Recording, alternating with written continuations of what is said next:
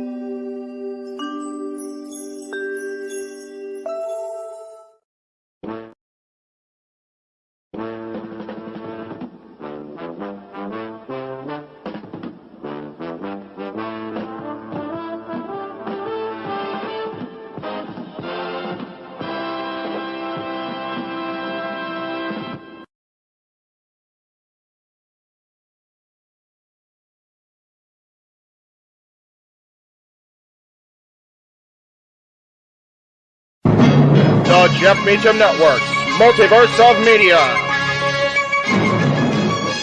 For over 15 years, the recognized symbol of excellence and the standard bearer in coverage of sports and entertainment.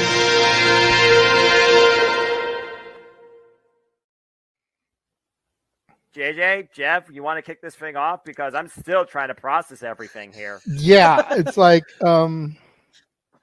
who wants to go first? Yeah, who wants to go first? Well, Come on in. It's open mic night with your host. you could maybe say there's really 4 topics, but it's split into 6. The Renegade, JJ Williams. The Sammy and Eddie Kingston thing, which one's the better smelling turd? And his panel of co-hosts. I am founder. We'll call me that for today since we're going with the Jeff Jarrett love theme here this week, according to JJ. The West Coast Professor, Jeff Meacham.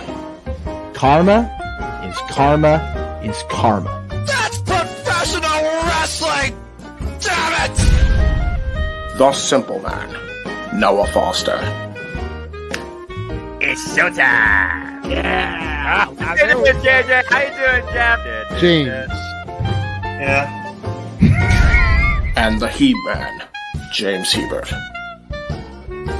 Imagine Bill Burr, Joe Rogan, Paul White, the Baldies. There you go. It sells itself. God. Get in there. Short his ass and shit the bed. He's not Amber Heard. Give it time, JJ. Give it time. Now, I'm sure Jeff has some stuff that Dumb move. Just don't pull this bullshit again. You get one. Tony needs to stop caring about the ratings. Bradshaw said as long as the ads are in place, we're not going to lose that third hour. Real Honor does not have to be AEW Live. They don't necessarily have to coexist with each other. We kind of saw that tonight to a degree. Along with a panel of guests. He is no longer glorious. Don't you bring that up. You want me to rant about what my NXT used to... No, we are done here for the night. I swear, James. Because you never know who may show up for open mic night. I leave our company in the capable hands of an extraordinary group of superstars, employees, and executives. The first thing that came to my mind was, it's about damn time. Amen. I literally touched everybody in the state's trash. So it's horrible, you guys. Peyton's new thing is Dennis the Menace, but it's funny because she calls it Dentist the Medicine. And that's great. When Elliot Taylor came out and did Born for Greatness live, I was popping my pussy, having a great time. I didn't care. I was having so much fun. Sit back, relax, and enjoy the show. Fuck Bill Belichick.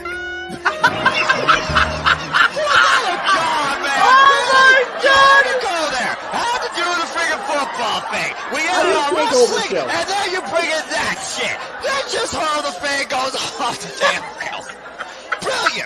Brilliant.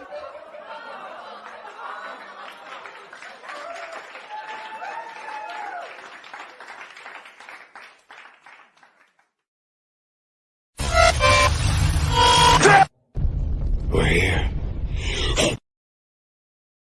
What is going on, everybody? Welcome to our Saturday brand of shenanigans. That is open mic night. And yes, we did clear the 5 minutes. So the FU in the opening, the fuck you in the opening's okay. But considering it's 420, I don't think it's going to matter because we're going to have to put other discretionary advisements in our description here once I'm off the air. Anyway, I am not your usual moderator, at least not yet. I am the founder, as it says in the opening. No, I'm not the renegade. I'm already tired. Don't mind me. Jeff Meacham is here. I'm going to go ahead and just bring everybody in because the founder, the moderator is not quite here yet. We're just going to get our BS session going. Happy 420 to everybody that partakes, the lower row in particular. So it is April 20th, 2024. I cannot believe it's already April 20th of this year. Like, where the hell is the first 3.5 months of this year gone, for Christ's sakes? But we are joined so far, Josh Mansfield, Stat Boy Mike, Mr. Reliable, and the Cleavers here on 420 because, well, it's 420 and the Cleavers here. So anyway, gentlemen, we for those of you that were watching over on the Across the Multiverse, we just finished with TNA Rebellion. Those of you in the room with me got the spoiler because I forgot to mute my microphone as I was popping out of there. So congratulations to Matt Hardy. Welcome back to TNA, Matt Hardy. But guys, yeah, delightful, yes. I'm just glad it's not WWE. Just saying, sorry. No. I feel that, and considering how AEW's been the last few weeks, I'm glad he didn't return there. So was he broken? Yes.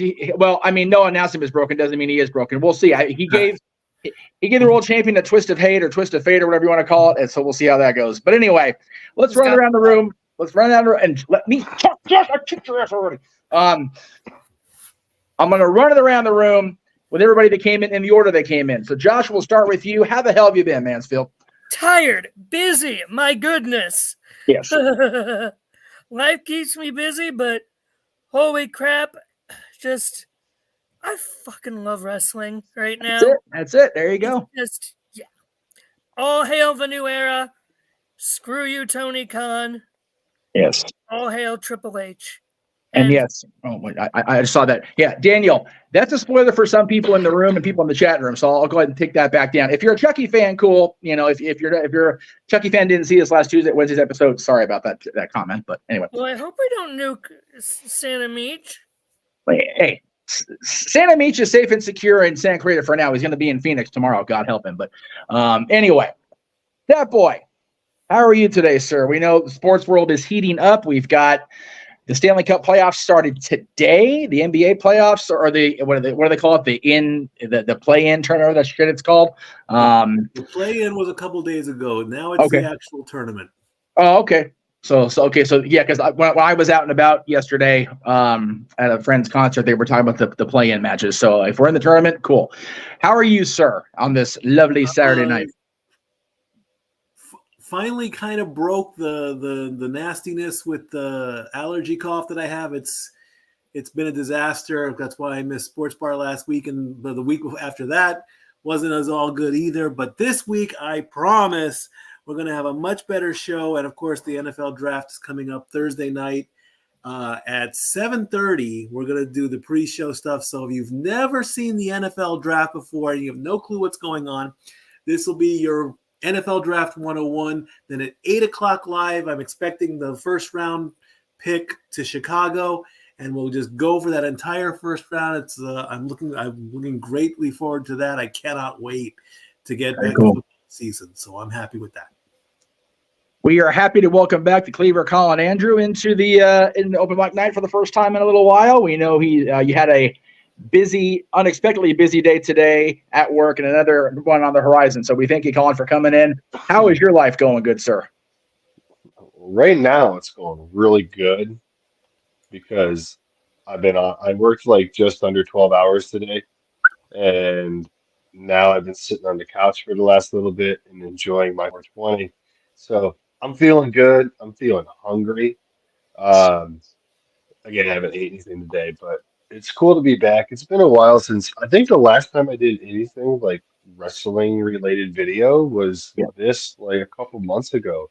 Yeah. I don't do this much anymore. I've changed a lot of things in my lifestyle, and obviously smoking weed is not one of them. But nor should it be, by God. You know, but again, it's like a perk to being like a cancer patient. So, you know, yeah. If you have any perks, I guess this is the fucking one. That would be yes. But you know, Senior 420 Senior Bro, Walter Cruz again. Happy holidays, Merry Christmas to you. Yeah, I was gonna say, Colin had a hard day at work, but then he got high. Walter was watching the boxing, but then he got high. The rest of us on top aren't high, and we know why, because they got And high. I haven't seen Mr. Statboy Mike in a long time. It's been a while since him and I have conversed with each other. So it should be fun. I'm gonna give this until like midnight, and then I'm gonna eat something and go to bed. Just to make perfect, man. That's okay. I told you I'll be on for a while, but no, there's a lot of things going on right now, and before I forget, fuck the Young Bucks. And okay, well, we'll get there. Since you're up here when we get to those assholes. I know. I just I just had to make it clear because I'm not on things very often. So yes, and that's been the that's been the standard run around the room for a lot of folks. Walter, before we get to you, we're going to bring in our final two panelists, and then we'll ask them how they're going today. First of all, the man who called the action for us for TNA Rebellion, the simple man with a spectacular voice, the voice of the JMN, as he calls himself, Noah Foster. Good to see you. And I will hold off on our last panelist because he's got his camera off, so I don't want to assume anything. Let's see. Okay. Oh no, to be right back. So just kidding. Yeah, I gotta do something real quick, but I'll stop the intro. Also, good to see you guys. I'll be back momentarily.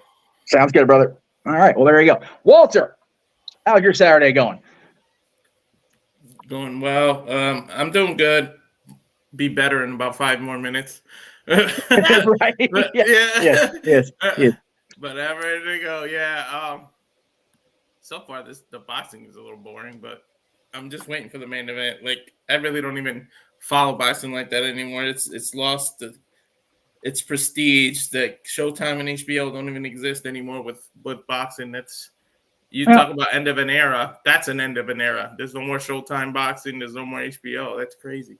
Well, the entire presentation and approach to the boxing has changed exponentially in the advent of UFC becoming more popular and boxing kind of getting the bad rep for the overly concussive nature of it. So it is, it is what it is, unfortunately. And I mean, for those of live boxing, I've never watched a boxing pay-per-view that I'm aware of.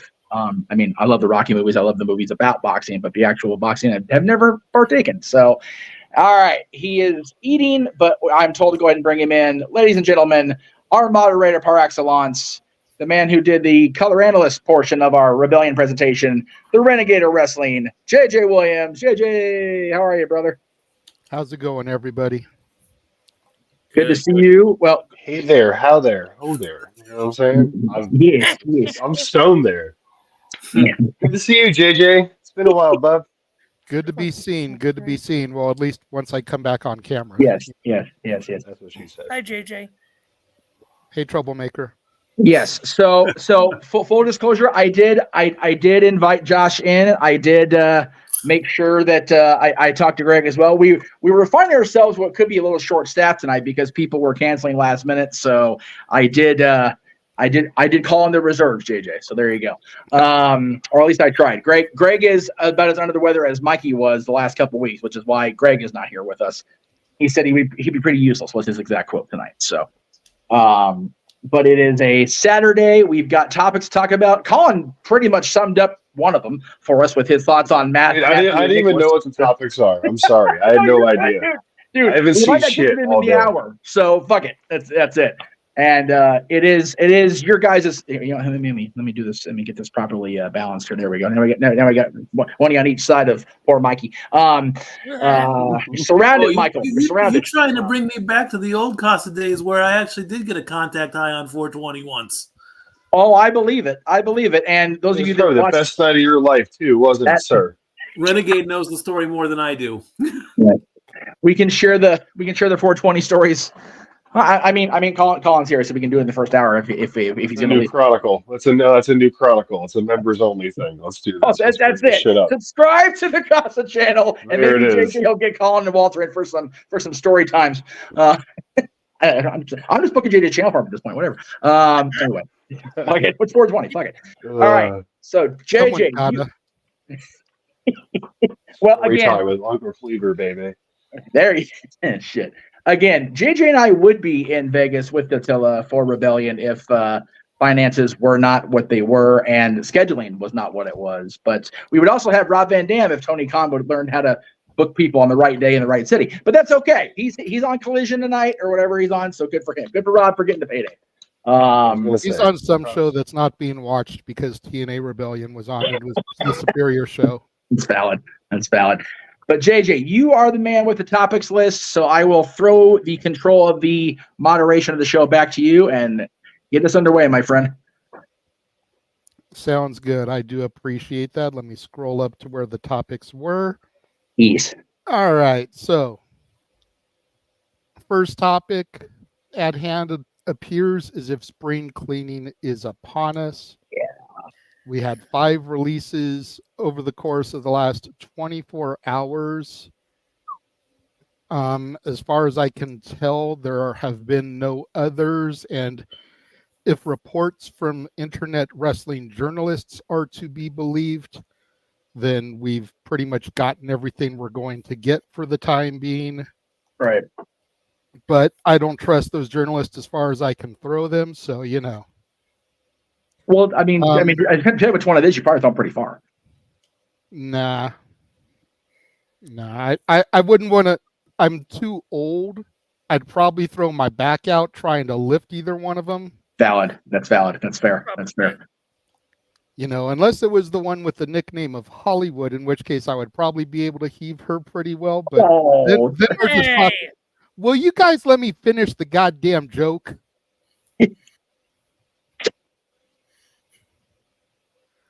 I wouldn't do that to a woman in the first goddamn place. That's fair. Jesus, Mansfield. Sorry, we love Denise. Can't help it. Get your titties tied up and out of a bunch, okay? Here we go. Go sit in the corner, Josh. So, in any event, 5 releases. Jinder Mahal, Sangha, Veer Mahan, Xia Li, and Zion Quinn. What are our thoughts on the releases? It's never good when people lose their jobs. But at the same time, when was the last time any of them, with the exception of Jinder, were relevant in a modern day storyline? You know, I mean, we had Jinder at the beginning of the year in the thing with The Rock, and he got a title match with Seth Rollins. But prior to that, he'd pretty much been on NXT within this year. Yeah. Xia Li got in a match here, a match there, but wasn't in anything substantial. Zion Quinn got squashed by Braun Breaker in like under 30 seconds on SmackDown. Yeah. So while it sucks to lose a job, are we really surprised that any of these people are gone? And if they decide to resume spring cleaning, who do we think could be next? Since it's his first time here in a long time, we'll go ahead and go to the Cleaver to start us off. None of these people surprise me. Xia Li has been pretty much a mockery of anything since she was called up from NXT. She's here, she's not, she's hurt, she's not, she's here with a sword next week, gone forever. Zion Quinn, again, not relevant really anything besides that little stint in NXT 2.0 he did. And then we have the Maharaja and company, Veer Mahan, and what was the other dude's name? Sangha. Sangha, okay. Nothing.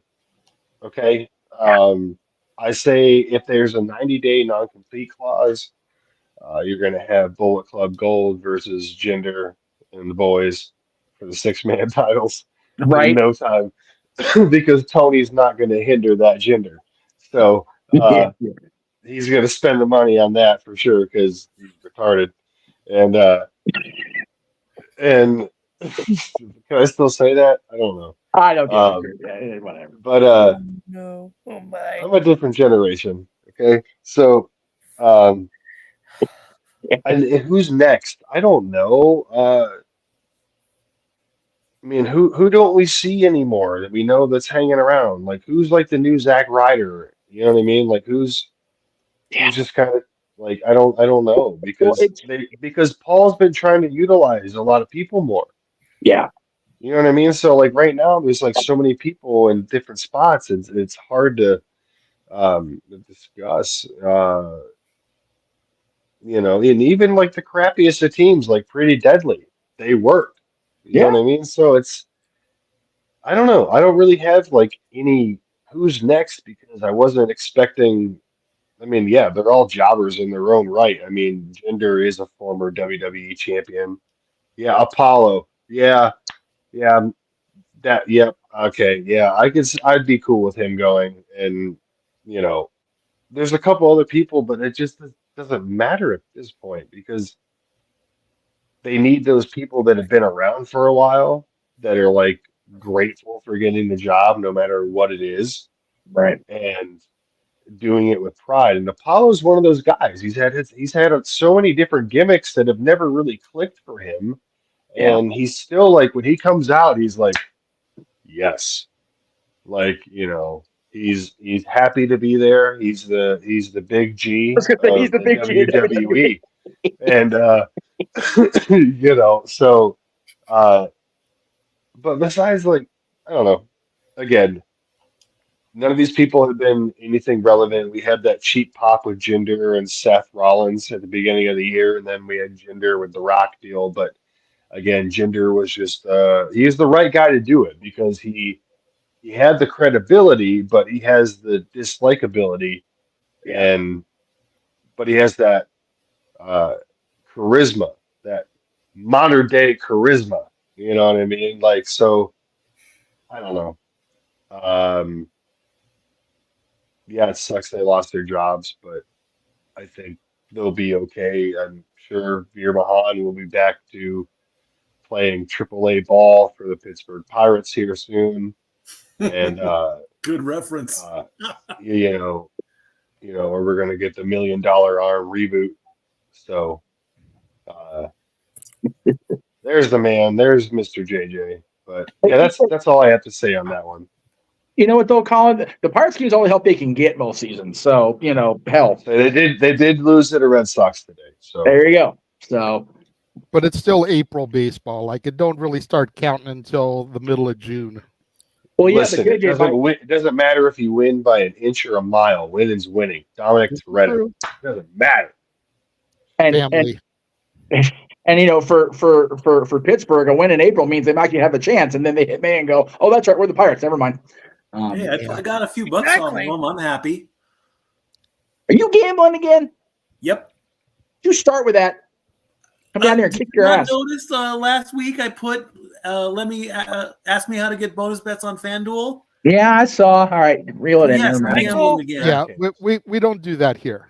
Sorry, I know. Sorry. Oh, you who do said that on put the $5 or on Roman that's on you? Reigns? Don't even say you don't gamble. I don't. remember. I don't. I do. He did. Mikey, don't stop. There's a difference between I'm a gambler and I have gambled. Yes. There you go. Thank you, Walter. No, Mikey, that's a bad Mikey. It's already started. That's fine. I'm good. Go on. I place bets when I go to Vegas. I don't bet online. All right. He is saying he is back, so we'll go ahead and do that. Yes. The simple man Hey. is back. Hello. Wonderful. So, to fill Noah in, we're discussing the releases. You know, Jinder Mahal, Sangha, Veer Mahan, Xia Li, Zion Quinn. What are our thoughts on everybody being released? Again, nobody likes when people lose a job, but are we really surprised that these people are gone? If you believe internet wrestling journalists, that's it for now. I tend not to believe the people reporting that. Josh does. He subscribes to some of them. I don't believe in those and what they say. So until I get a press release from Stamford, Connecticut saying that we're done cutting people, I don't believe shit. who do we think could be next if anyone is going to be released?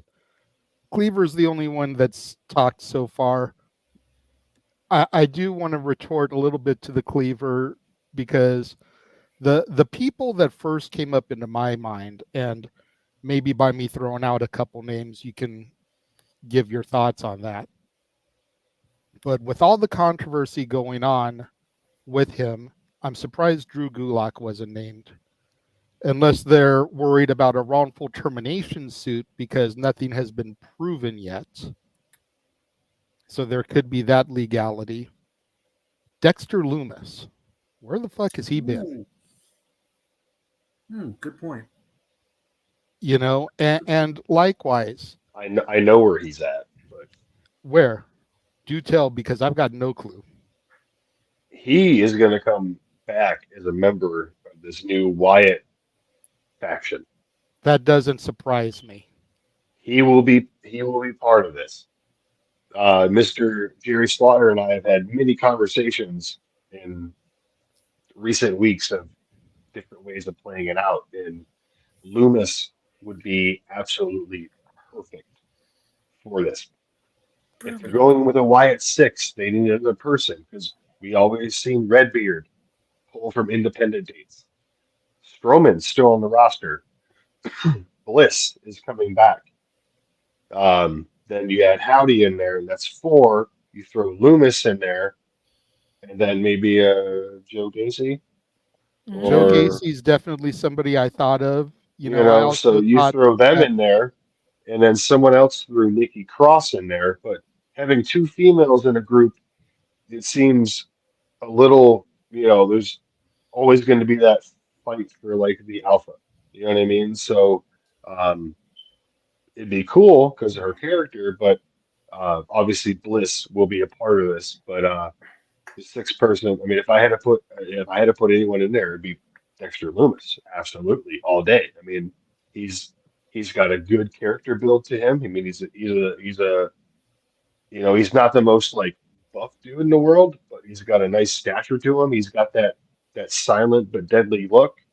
And if you put a mask on him or whatever you do, maybe he's the red sheep. You know what I'm saying? Something like that. So I think it would work, but moving on. Not a bad idea. Before he re-debuted in TNA tonight, I thought Matt Hardy would be a good call too. Yeah. But considering he showed up at the end of Rebellion, I don't see that happening, right, Noah? Yeah, accurate. It's funny you mentioned Nikki Cross because she's another one I thought could be on the chopping block because what the hell have they been doing with her? But throwing her potentially into this could be something,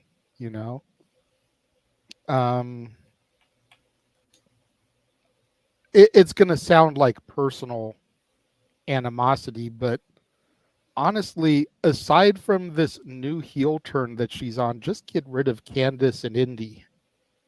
They've been doing nothing with Indy really since she came up from the NXT roster. Just Cedric Alexander. That was going to be mine. Ashanti the Adonis. Yeah. There's some of the people that Trips re-signed haven't been living up to the hype of bringing them back. Arguably, and me and Noah were mentioning this on the call today, AJ Francis is doing some of his best work over in TNA. True. So there's just a few names that I was thinking about. Jesus Christ. Josh, we'll go ahead and go down to you, then we'll start coming back up. So, when this started last night, the first indication we got was Jinder, who has now been hindered, tweeting first, "I quit." And then you see Sangha and Veer, who is, done coming now.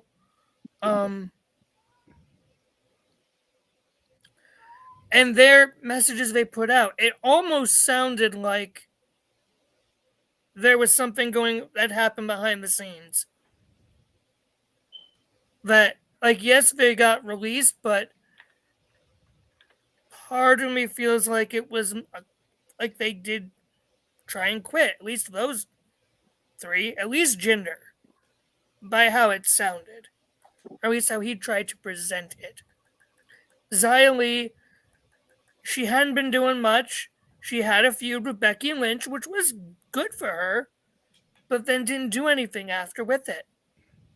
Zion Quinn, yeah, he was Breaker's jobber. The thing that, at least what has been reported as part of the reason, is they had not been, yes, I know, they had not been progressing to the levels that management had wanted or had hoped to see.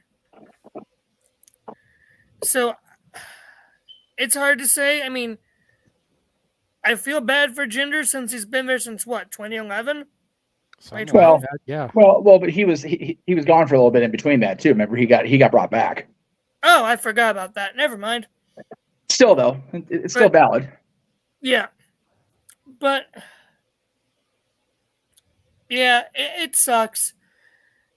Honestly, the person who I thought I would see get released during that was Omos. Yeah. Just because, I'm sorry. Yes, he's big. And yes, Undertaker's a fan of him. But I'm sorry. You can't do much with him. Like Obafemi is what they wished Omos was. Yes. Flat out. That's valid. The others I gotta say, last year in the draft, to Raw, they drafted Odyssey Jones. Where's he been? Hasn't appeared on the brand once. I forgot all about him. God. Exactly. Like not even like in backstage, or like in the background of backstage or catering. Holy shit. That I didn't remember he was on the thing. Wow. Mm-hmm. I don't see any of females to really release. Just off the top of my head. Honestly, I'm still surprised Von Wagner's around. If I'm being honest. That's NXT, but... Oh, yeah. He's been having a great story going on. Yeah. I'm just not biggest. If you're not versed on the product, don't comment on the talent, Josh. I know. But Okay. the other one I'm thinking of, another SmackDown star, Cameron Grimes. Yes. He's one that had so much potential in NXT. Had this great freaking feud with LA Knight that made them both in NXT. He's come up to the main roster and done nothing. Like, I feel bad for the guy because I was wanting to go to the moon with him. Cameron Grimes. Definitely a missed opportunity. He's become a higher paid jobber on Friday night since he left NXT. It's disappointing as fuck. I think the problem with Cameron Grimes is they drafted him to SmackDown. Yes. And SmackDown is the Bloodline show. Yeah. And if you're not involved in any kind of angle within or around the Bloodline, you do not get TV time. Even the women struggle for good TV time and angles over there. It's valid. Mm-hmm. Cameron Grimes would be better suited on Raw. Yes. Look at how the Creeds have ended up over there. Yep. Yeah. Have they reached their full potential? Absolutely not. Are they featured more than Cameron Grimes and having banner matches? Yes. Yeah. It's like seeing people lose their jobs. So, yeah. Hopefully, good luck to all those that did. Tony Khan, I swear, if you even think about signing Jinder, just because of the memes, because you're a moron, you're gonna get. Don't do it. Don't do it, Tony. Yeah, I'm going to comment on that right there. I completely agree, and I kind of mentioned it to Noah during the rebellion. If Jinder goes anywhere, he needs to go to TNA. Look at what they've done with Mustafa Ali. Yep. You put Jinder over there, and you've got a freaking phenomenal world title contender. Yes, Here's please. a I hot see your hand up real quick. Jinder versus Moose. Yeah. Wait. Jinder versus Macklin. Jinder versus Dolph. Nick Nemeth. Yeah. Quick hot take based off what JJ said. TNA is where WWE mid-carders go to become main event superstars. AEW is where they go to, their careers go bye-byes. Well, the only thing I was going to say as far as what Colin said about Mahal is I can't see Mahal going to AEW because of how bad Tony dug at him when Tony first started losing his goddamn mind on Twitter. Mm-hmm. So I don't see him or his boys going to AEW just because it's like, no, okay, so I wasn't worth anything to you when you were trying to take a shot across the bow at us, but now that I've been released, all of a sudden I'm hot shit. Fuck you, you curly-headed little poop. Why not? Seriously, though. Exactly. TNA though, like you said, I mean, Moose, Macklin, Nemeth, hell, him and Matt Hardy. Shit, why not? Yeah. And Santana's there now too, so there is that. There's more potential for better quality matches with enough story woven in for Jinder and those guys to actually get. And thank you for that, by the way, in the chat room. Where they'll get more traction than just getting lost in the, okay, let's try to punt them on about 9:15 and then send it back to catering AEW. Well, they can't do it at 9:15. That's the women's time slot. That's 9:30. No, 9:15. We're usually getting the video package for the women's match. Oh, that's fair. Okay, that's fair. Okay. So 9 o'clock, but do a quick 2-minute thing so you get the women a little more time. We're bad people. All right, We're honest people. Valid. Yeah, that's true. Yesterday's show, we're going to hell for it, you and I. Not today. Today we're okay. It's 4:20 today. Oh boy. Okay, I'm done. Yesterday's dad's on the other hand. All right, Noah, I'm going to throw it up to you, sir. I don't really have much to say because, I don't really follow all that, but I did hear about that. And also, I just got done calling a Great Professional Wrestling pay-per-view. I'm ready to go to sleep. Getting ready for church tomorrow. But that being said, it's always... Noah's tired. Yeah, well, I'm always tired, but there's points where I'm tired beyond tired that I don't know what tired is, but my brain tells me I'm tired and you need to go to sleep, crazy madman. And this is one of those points. I'm working on church stuff and PowerPoints for leagues. The scoreboards for leagues, excuse me. PowerPoints and scoreboards. Anyway. Match game next week. What? And then match game next week, too. Well, all I got to do is show up sober. That's easy enough. And I just got to make sure you follow the game plan. You just got to follow the game plan for the actual game this time, brother. That's why I got you. All right. I'm the Johnny Olsen to Gene Rayburn. Relax, man. I got you, bro. Anyway, back to our regularly scheduled programming.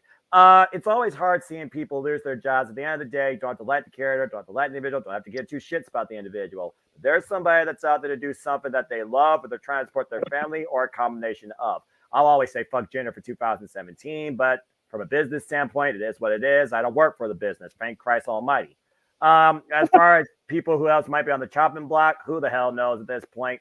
It's one of those things where if you don't fit Triple H's vision, you're not going to have a spot in WWE, not even on the house show circuit. And for all we know, the house show circuit might be dwindling with the changes that are being made allegedly to the premium live event schedule outlook. We were talking about that during our pre-show production talk, JJ, prior to going air for the 0 hour with Rebellion. I don't really have anything as far as names that I think might be on the chopping block nets because I don't think about that. Plus, I'm not invested enough in WWE programming on a weekly basis to think about this name's irrelevant, this name's irrelevant, this name's too over irrelevant, this name's irrelevant, blah, blah, blah. And I still don't watch NXT, even though it's fairly to be. I keep up with highlights, mostly because the women's division, Ilya Dragunov and Dijak.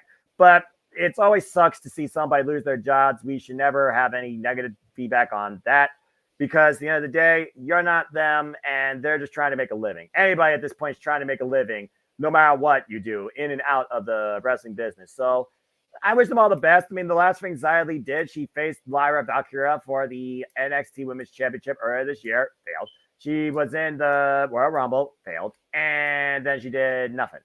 And the other names, who, what, is it? IKEA, Montgomery Flea Market, what? Okay, that was random.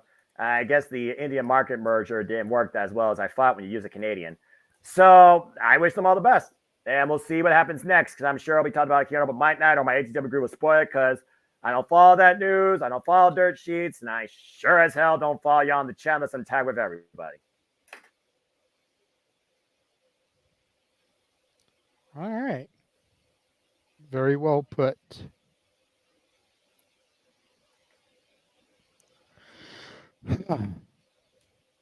Well, sir, let me just go ahead and say you're more than welcome and free to dip out once you're done doing your PowerPoint. Stay with us until you're done, but I completely get your exhaustion, and we still need you for Dynasty tomorrow. All the wrestling. So if you can hang around until you're done working on what you're working on and then give us a simple farewell as you do, we'd appreciate that. And let you get regardless, some sleep when you're done. Regardless, I'm a trooper. Whether it's 2 hours, 1.5 hours, or 15 hours, I'll always make it through wrestling, life, church, and family. So you got me. Just know that, again, I'm just very tired. All right. Walter, go ahead and go over to you, sir. All right. There's not much to add about the people that released. We're all saying the same thing. Sucks to lose your job, but we're not shocked by anyone. So in terms of who else is going to go, I'm not saying it's a definite these people, but a few people I wouldn't be shocked. First, Tamina, because where the hell is she? What has she been doing? So I think Tamina might get released. Since they separated with AJ Styles, they haven't really done much of anything. They put him back down to NXT, but Gallows and Anderson might be on the chopping block. And I wouldn't be shocked if they release Meacham, because she doesn't really do too much either. And then the other one, I think WWE's starting to have buyer's remorse for this one. This one might be a hot tight, but I think it has everything to do with just buyer's remorse. But Gable Stevenson, I just think they're going to have buyer's remorse for him, and they're going to just say, you're not ready for this or something, because his training doesn't seem to be coming well. They drafted him to Raw, skipped NXT, did all this hype, was going to put him on the main roster. Then he couldn't decide whether he wanted to go back to amateur like wrestling or be in WWE, and then they had to send him out for training again, retraining. So I just think it's buyer's remorse for him. Maybe a hot take, people would be like, no way, but sometimes you don't like what you purchase and you got to return it. It's fair. As far as Gallows and Anderson, and I did see in the private chat, Josh wants to retort to that, so give me a second to see what I have to say. But as far as Gallows and Anderson, I have heard speculation that WWE may, in the not-so-distant future, try to assemble their own Bullet Club. Because you figure you've still got Gallows and Anderson under contract for now. A reunion with AJ wouldn't be too hard to pull off if we have them go full-blown heel. We've now added Tama Tonga to the mix once the bloodline is over and done with. And then you've still got Balor and you've got Cody lingering around. And if you assemble those pieces like the Avengers, like we did at Night 2 at WrestleMania, that's a pretty good Bullet Club contingent for the WWE. Mm-hmm. So I think that may be the only reason why they don't pull the trigger on Gallows and Anderson anytime soon. Mm-hmm. But because, sorry, Josh, but because Tama Tonga may be tied up for a while, depending on how much longer the Bloodline storyline goes, they could always release them and bring them back when it's time.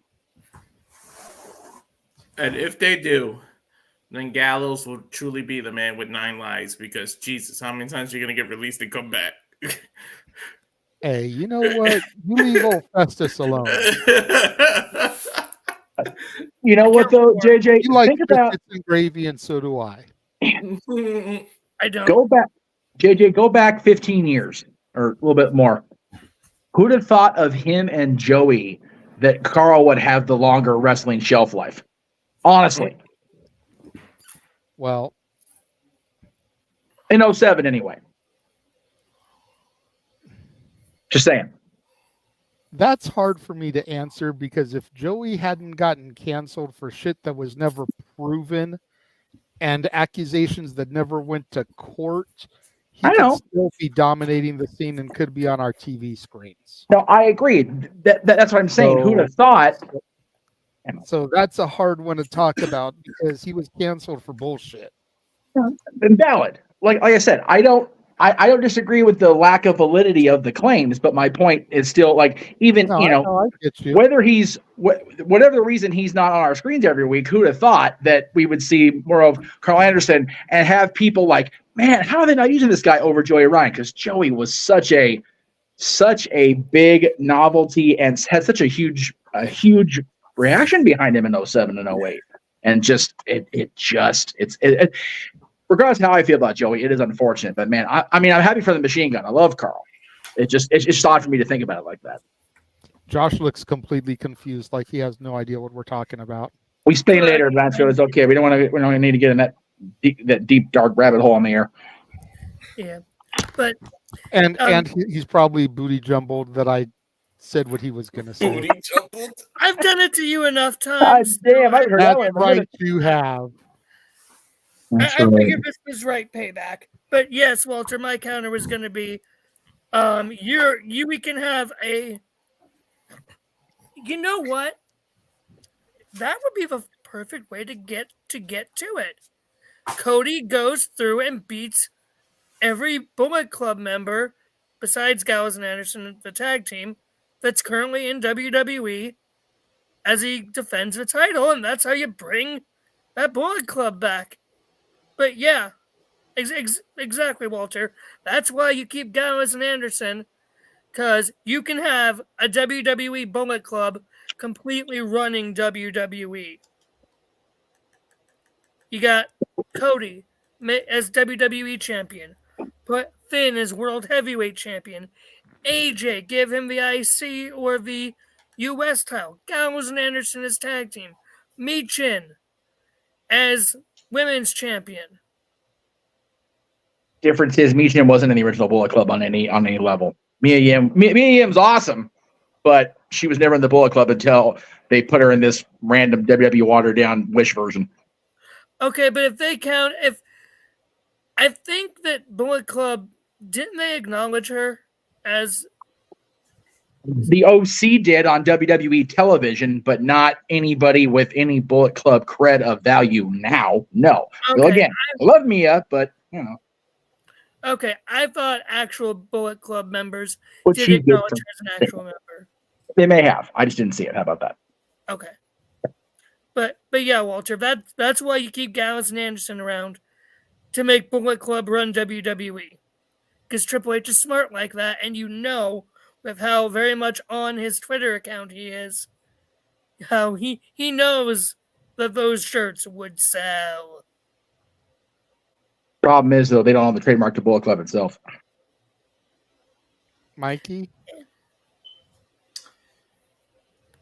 Not much to add.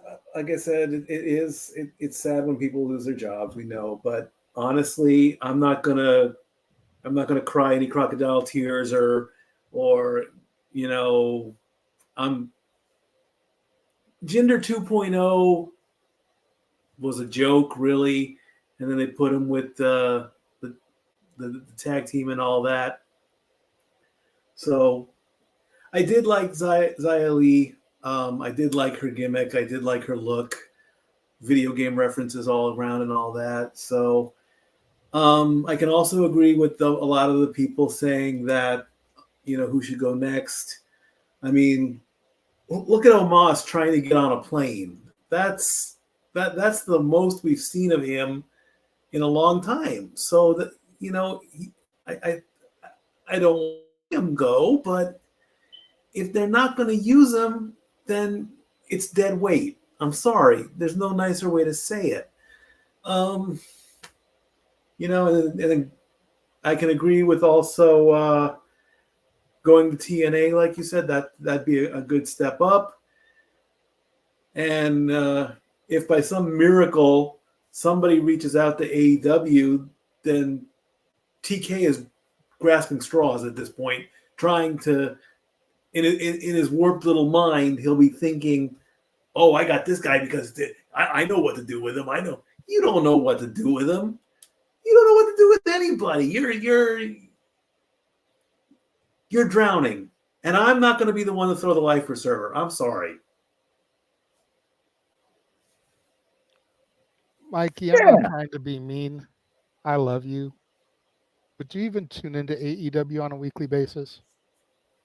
I have no reason to. I'm sorry. TK is ruining everything. Much like Jeff said to Josh, don't talk about the product if you don't know about the product. Yes, please. Makes us look silly. Accurate. Trust and believe. There's people on this panel that can give TK massive amounts of shit. And we will we actually tune in and watch the show. Yes. I went for over 30 minutes about Tony Khan and what I would do to change the freaking show. Yes, he did. Trust and believe like you believe in Joe Hendry. Hey, you know what? Josh, don't start. Mansfield. Mansfield, Josh? are you trying to steal my brotherly ball busting here? What are you doing, man? No. But Jeff, he is right. I do concede, and as of tonight, Noah will contest. I do believe in Joe Hendry. Where the hell is Datilla? Somebody get her on the phone now. She's there. Somebody get a hold of her she's right in now. line to meet him. Oh, tonight. Oh, is that after the show tonight? Yeah. Well, then get her on the phone with her. Okay, hang on. I'll be right back. I'm dead ass serious. I'm making this happen. Do it. Oh, Lord. I'm not sorry, JJ. I'm not sorry. I was about to throw to Jeff, and now he's freaking dipped out. I love you, JJ. Shut the fuck up, Mansfield. Boy, you're kissing more ass than I ever did. Stop it. So JJ, alley-oop it to yourself, I guess. I said my piece about it when I was talking and retorting to Cleaver. You know, I said what I needed to say.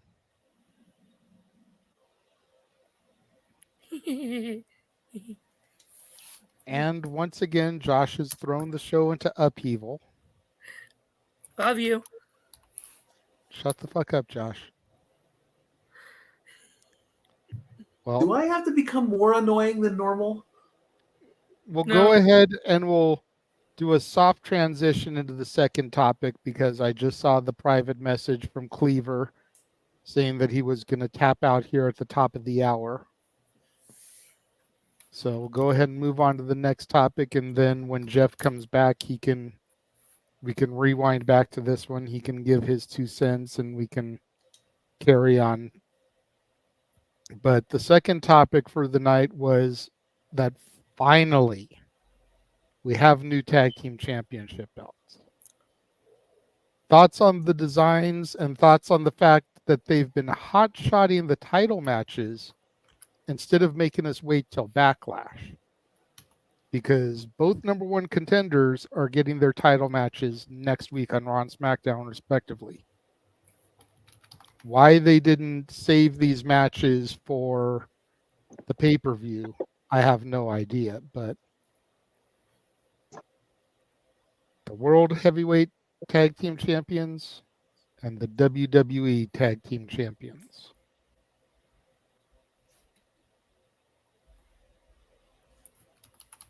Cleaver, go ahead. Oh, sorry. So The raw, I want to say the raw ones because there's an actual splash of color of red in there. I like them, but I don't. I'm over circle championships. Like, you know what I mean? Like ECWs were cool, but I hate the Intercontinental Championship and its round, and then we had the pennies and the nickels for the last couple of years, and you know, I like the fact that it does look similar to the women's world title and the world heavyweight title. Um, and with the WWE Tag Team Championships, I wish there was a splash of color in there. Um, they have that early 2000s vibe when we had the separate SmackDown titles with the blue in them, but still remind me a little bit of the ones that I think everyone here but Josh was alive for. Um, you know, the Heart Foundation and the Road Warriors and all that stuff held. It kind of is a mix in between. I think they're great. I'm going to give my slight edge to the WWE tag titles, the ones that were brought in on Friday. Agreed. And I wish that Paul Levesque would have slapped that little bitch ass Grayson Waller after he oh God, those guys are such a circle jerk. It's stupid. Like I can't. I hate it. They're funny, but it's just like, oh, I can't. I don't know. It's a love, much fucking hate relationship for me and that team, but it works. But for them to be the inaugural title holders is still just a little irky to me because they're just two guys that creative had nothing to do single with, and they're like, well, I guess we'll put you together and make you a tag team, even though you guys are complete individuals. But I guess that's how it goes. But good designs. There could be some tweaks, but hey, remember when they upgraded the NXT Cruiserweight Championship and took it from purple to like black, like like little things like that could come in between. So good for them. I'm happy for it. It's much needed ever since we've had the circle with smaller circle on a big fat strap design. And then again, we have the circle championship in NXT, and now we're getting the women's circle championship at NXT. Well, there's too many circles for me. We're all about W's and E's, and they got circles, and I'm good. New belts, it looks good. I just wish there was a slight alteration to the Raw ones. I know they can't do like octagon or hexagon, whatever the shape of the AEW is, but I don't know. We'll see. We'll see how long they stay separated. Because I'm going to say, let's see, it's 2024, mid-April. So I'm going to say by like November 2025 to February 2026, we're going to have another unification. So that's it. WrestleMania in Vegas unification style. Well, knowing that you need to dip out, Colin, where can people find you? Go ahead and plug yourself. Somewhere on Twitter. I gotta look. The Cleaver No DQ on Twitter is where you can find me. And then the Cleaver Colin Andrew on YouTube, which don't do much, but I've been thinking about doing some like different things on there and stepping away a little bit from the wrestling and doing more like food related things, but we'll see. But JJ, Mikey, Jeffrey, Walter, Noah, Joshua, it's been fun. Multiverse, I get that right? Did I say it? Is that a big You one? got it, brother. You got it. Yeah, we'll catch y'all later. Follow me. I don't really do a whole lot on Twitter. I rant a little bit about my job, and I like a lot of nostalgic '90s shit because that's where the best stuff was. So, agreed. Absolutely. Yep. So, always good to see all you, right, Colin. guys. Yeah, I'm gonna eat and go to sleep and wake up in a few hours and go to work and hate life for a few hours. So, all right. I'll take care, guys. Thank you. All right, brother. Take it easy, man. Be safe. See you, Colin. Always a pleasure. All right. Now that you're back from throwing me under the school bus there, Meacham. Oh, well, sorry. I wanted to get her on the phone. I got her on the phone. She'll be on her way after she eats. So, but back to the first topic. Oh, yes. Your thoughts on that, then we'll run a commercial, then we'll come back and we'll get back into everybody else's thoughts on the tag titles. I just went ahead and moved to that since you had dipped and it was your turn. Right. Colin was getting ready to leave, so. No, you're good. I appreciate that. I was hoping that she had like just left Joe's line. I was like, shit. Missed it by that much. As Don Adams would have said. I think it was name for a second there. Anyway. Again, the releases themselves, the people did not surprise me. It's always unfortunate when people that we get to watch on the regular lose their employment. I'm not overly sad about any of them, really. Only because they'll hopefully have the opportunity to do different or better things elsewhere. Especially somebody as talented as Xia Li, who, just grossly underused.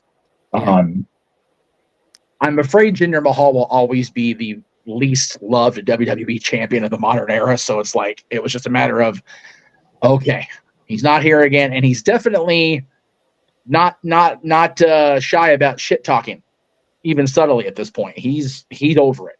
So doesn't look like he's going back this time. It is a shame that Veer will never come again. The poor bastard. He was coming so long. He shot his wad off. He couldn't finish anymore. Poor guy. And Sanja, like, you freaking idiot. I know it. Well, James isn't here. Somebody's gonna make up for that slack. Couldn't you just said that he was just coming so much to IKEA he just couldn't get out of the damn return aisle? I could have, but it would have been me. And to be fair, we're one stoner down, so I got to make sure I make up for it with my alcohol content. So gotta forever stay straight. Gotta keep pace. As far as people that could be on the chopping block, as much as going to piss off my my right hand man here, I'm going to vehemently disagree with the Candice Indy thing. They're finally doing something with them. So, like, Jesus, just keep it going until it doesn't. If it peters out, then yeah. Either do something more solid with them or let them go. If Dexter does not become part of this Wyatt thing, I definitely agree with him too, because he has not done shit since Indy's injury and his brief little thing with The Miz. Omos is another great one on the Apollo. All the people have already been talked about. There are too many people on not just this roster, but all the wrestling rosters. And I'm not saying, oh, well, shit, these people don't deserve jobs. There are so many people under so many different contracts that we see a third of maybe between the nights of wrestling each week. And if people are under these contracts and they're getting these downside guarantees from these companies, then great. If they don't want to have the TV exposure and earn incentive, then I'm not in a position to say. But if I'm these people and I'm under contract and I don't really care about my TV exposure, then cool. But if I do care, then I'm pushing and I'm trying. I hear so many people that get released, and this is going to be sounding like I know way more than I do. I don't. I have no insider information. I have no idea what the hell's really going on. But if you have a problem with the way you're being presented, and you feel as though you're doing everything you can to change that, then do more. but do more in a way that's not going to get you, raked over the coals like the recent releases are doing.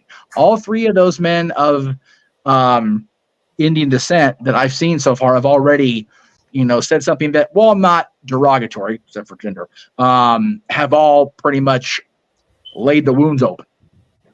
That's not the way to go if you want to, not only possibly go back, but have a good impression going to TNA, AEW, wherever you're going to go. If you're going to come off like a disgruntled, bitter shit, other than Tony, who's lost his goddamn mind, you're not going to get hired. Yeah. Because, well, if he's going to shit talk them, what's going to happen when I don't want him anymore? That's stupid. Zaya has been nothing but complimentary of WWE, of Triple H, of everybody. And if they find something for her to do, they'll bring her back. That's the difference. I had a different shirt that said "Radiate Happiness." It was a Disney shirt, but "Be Kind to Your Mind's" another great shirt for today because of everything going on over here and with WWE releases. So I feel like the people are going to bounce back. Okay, as far as people that might be on the chopping block, nobody's safe. Even if it's been under the carpet for so long and finally exposed to the air, if Vince McMahon can get run out of his own company, nobody's safe.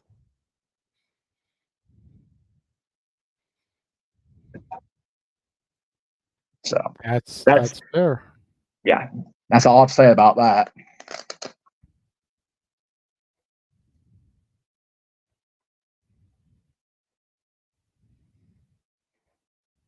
Okay. All right, so now that we've finished with the first topic officially, going to go ahead and throw to a commercial. We're going to take a look at everything that you can see every Tuesday inside a Stat Boy Sports Bar. And then when we come back, we will get back to the new tag team title conversation. Stay tuned.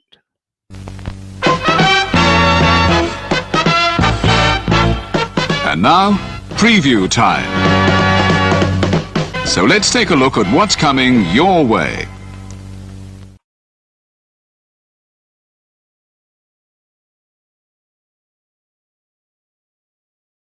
You ever wanted to come into a sports bar where the barkeeps know their game?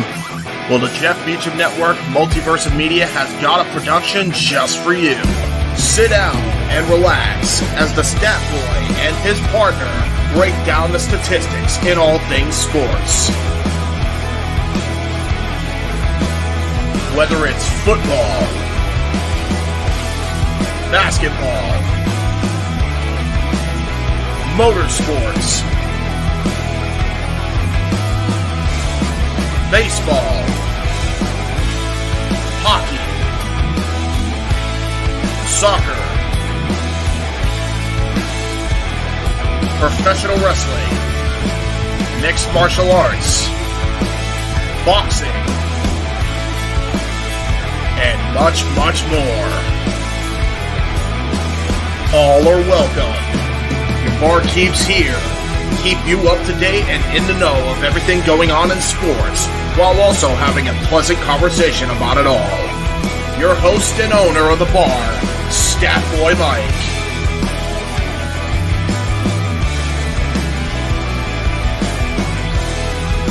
His partner in crime, Dory Lou. And a host of other guests coming in. The food's hot, the seats are warm, the drinks are ice cold, and the sports talk is plentiful. Cassidy 18 Studios presents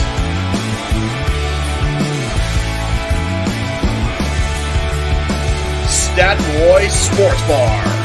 Take a bar stool and enjoy the show.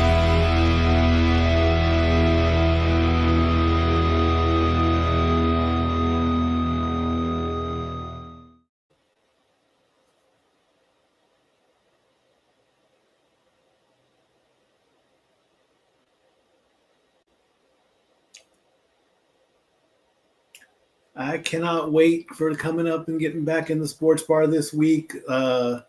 It's gonna be a much better show than last week, I promise. With the prep and everything, and slight technical issues. And then, of course, on Thursday at 7:30 p.m. Eastern, 4:30 p.m. Pacific, it's the live watch-along coverage of the 2024 NFL draft. I've got hockey on the brain. I've got basketball on the good, brain. damn it. I know. So JJ has stepped out for a second. I'm going to briefly bring this up really quick since it was not addressed because we want to make sure we got Colin's thoughts in before he had to dip out. We got a $10 super chat a little while ago from Jerry, JJ's dad, Pops. So thank you, Jerry, as always, for the $10. We appreciate that. And every little bit gets JJ and I over that payday threshold, which I'm already at. Thank you, Lord. So we'll have a May payout right before I go to Fantasmic Day. Woohoo! Always good to give back to the mouse because Lord knows the mouse taketh if he wants to. But by God, it's nice to do it voluntarily. Anyway, so we'll get back to the tag team championships, the new belts that are out. I'll go ahead and take that lead because I did want to talk about it. I love it. I love the layout of the belts. I love that the SmackDown, the WWE tag titles look like a really cool combination of the original brand extension era belts from 2002, as well as the classic everybody but Josh era WWF tag titles because he's such a young pup. But I know you've seen him on. I know you've seen them on that video. I'm sorry, you haven't seen that videotape. You've seen it on DVD or later. But yeah, yeah, I know. No, trust me, man. I'll put it this way. For those of you that watched Ariel's a live stream on Thursday, and she was talking about being named Little Mermaid, that means she was born after '89. I went, Jesus Christ, there goes my spine again. Lord Almighty. I know. Well, you know what? I see her in person more, so she gets to take your job every once in a while. Okay, good. So yeah, there you go. And JJ, I agree. So there you go. Thank you, JJ, for that. Appreciate that. Hey, you know what? That's going to be on your channel. Let's not bury it too badly now. Yeah. Anyway, that's fair. I don't have anything night one of a draft, so. If we don't want people to watch, I mean, then go ahead and bury the shit out of it. By the way, I will not be here Thursday, so we're going to have to work out something about Mikey, and I'll explain. I was going to tell everybody in a pre-show meeting, but Rebellion kind of did it up for me. So we'll talk off air. Everybody needs to know.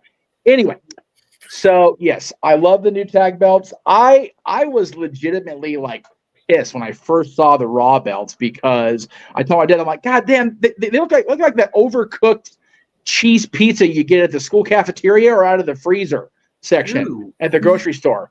The way they looked on TV, it looked like a round personal pizza you throw in the microwave after buying it like in freaking the back of the section at Walmart. I'm like, God, these look hideous. But I saw pictures of them proper with the right lighting. I'm like, okay, they look good. They look good. Thank you for referring my current employer. Hey, you know what? My mom works there too. Oh, she does? So she's been there for years, Mike. Oh, okay. She's why I have my glasses. We've had this talk.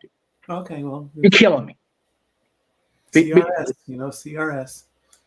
Dude, I was suffering from CRS before you even got to the age of suffering CRS. Don't get me started on that disease.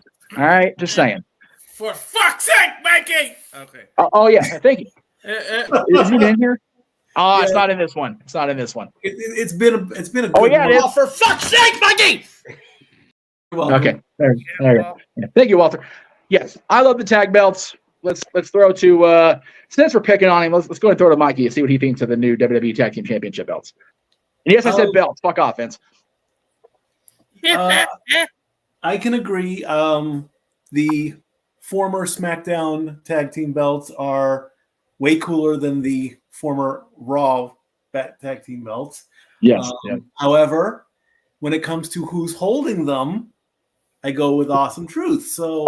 Oh yeah. Absolutely. I mean, and I can also agree with what was said. I would have loved to see Triple H give Grayson Waller a receipt, but as we all remember, Triple H has said that he's good with the physicalities. He's happy with his position. He doesn't need to get physical with the talent anymore.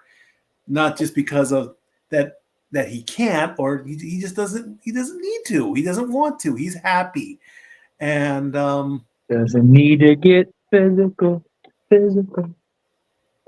Sorry, wrong night. It's not Ace Karaoke till June. I'm sorry. Go ahead. So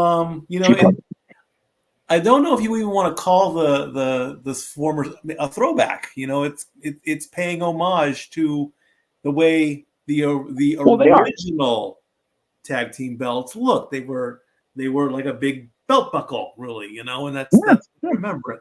And I can see the reference to a pizza, but like I said, the people that are holding the belts, I don't know how long they're going to hold them. I would love to see maybe a 6-month run for Awesome Truth. Don't give them a year. Give them 6 months. As far as A-Town Down Under, 2-3 months tops. Hey, if they are going to go through with National Treasure 3, it should center around trying to get our truth, because that man is a global treasure, and it should be around him being tag champions. Walter. Yeah. I do like the new designs of the title. Get rid of the pennies or nickels or whatever they were. Right. I'm just glad, and hopefully we get Cody bringing back the Wing Eagle title too, man. While you're at it, just start redesigning all the titles, because it's one of those, like, I would love to see the Winged Eagle back, but I don't necessarily disagree with them keeping the brand specific titles uniform, because UFC does that. And while I'm a belt mark and I love seeing different designs on different belts, I kind of see their thought process on, okay, we're going to have the women's and the world championships look similar. However, the tag titles look pretty different from one another. The Raw titles look like the Raw singles championships, except for like I said, again, this is a bad reference. I don't believe it anymore, but I'll go there now. The pizza sauce red in the middle on the tag titles, but then the Intercontinental and US are completely different looking. So if you're going to have enough of a difference on the Raw tag titles and you're going to have the other single titles be completely different looking, then I would be okay with bringing the Winged Eagle version of the WWE Championship, especially since they took the Universal name out of it. Mm-hmm. If it's WWE Championship, fucking go balls deep and bring back the belt. Like, golly, I love that belt so much. Cody's been talking about it for a decade or whatever it's been. So I'm here for that. I am absolutely here for that. But continue. I totally stepped over you. I'm sorry. Yeah, no, that's cool. Yeah, because he was the one that brought back the white IC title. So he already has the lineage of bringing back titles. But yeah, and I do like the name changes. Hopefully that means that they're going to actually take the brand split serious this time, and only the champions can be on both shows, because this is going back to 02 with the names of the titles. Yep. But yeah, I'm here. Freaking R-Truth, man, with the magician and thinking he's Ciampa. That whole thing, like, I can't take the tag title serious because of him, but it worked well, like, protect it. But it's hilarious, man. But I'm glad that he gets to have a run with a title that isn't that 24/7 meaningless thing. Yes. So I'm glad everyone him. But yeah, we need to put him in that make him the man in the bubble ball, like that movie, because we need to protect him. Yeah. Yes. For real though. Between this being 420 and Ron's head trauma, this is Ron's day. That's why he protected him. He doesn't know any better. But yeah, it's pretty much there. I think everybody's going to be happy about these new designs, because we all were pissed at those penny. And then they had the Trojan heads looking like they were representing condoms every time they had those damn titles. So it was like, ugh. I'm just glad they redesigned them. Well, I mean, it was one thing to have the pressed penny copper looking ones for the Undisputed title, but then they kept the design when they split the belt. It was like, oh no, what are you doing? Awful.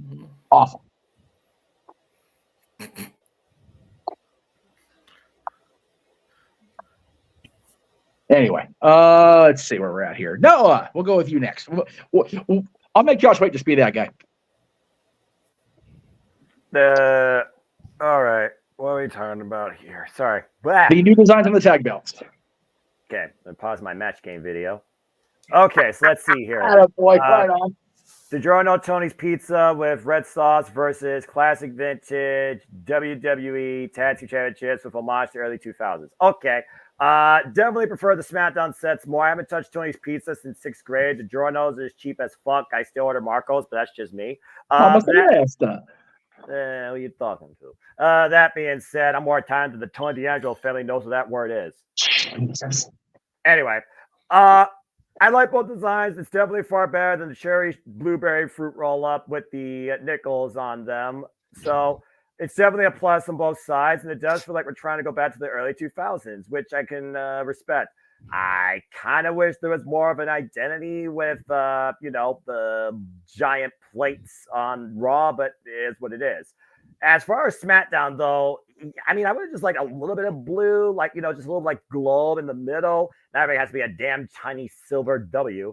But both tile sets are a plus. And again, maybe this means they'll finally define unique, worthwhile tag team divisions on both Raw and SmackDown. When I look at the divisions right now, I think there might be more going on for Raw than there might be for SmackDown, but we'll see what happens in the long haul. I still say the Raw team won the Fatal 4-Way. That's a whole different conversation. As far as A Clown Down Under, Nick Gold has put those jackoffs in their place. Good for him. About time we have a general manager with a spine. Respect Triple H. But hey, it's a plus. And if this new era is going to make professional wrestling interesting again underneath WWE, then I will continue to support it as long as it's going in the right direction. I think this is definitely a step going forward. But still, I wish that the titles weren't plain gold plates with a circle around it. I wish there was a little bit more personality on Raw than there is on SmackDown when it comes to the physical representation. But both tile sets are still a plus. And DiGiorno sucks. Damn. What is DiGiorno hate, man? It's good pizza and it's cheap. Those on the budget, man. That shit saves my ass when I'm eating on the budget. Just saying. All right, Josh. What do you think of the new tag title, sir? Boy, howdy was I happy. Right. Like, holy crap. Like, I honestly thought that the WWE tag titles were going to look like, the WWE women's title and the WWE title. Like the world titles sort of do, but not exactly. I mean, I like that they're going different. Part of me honestly would not be surprised if it's an indication of some things to come, of some other title design changes, I hope.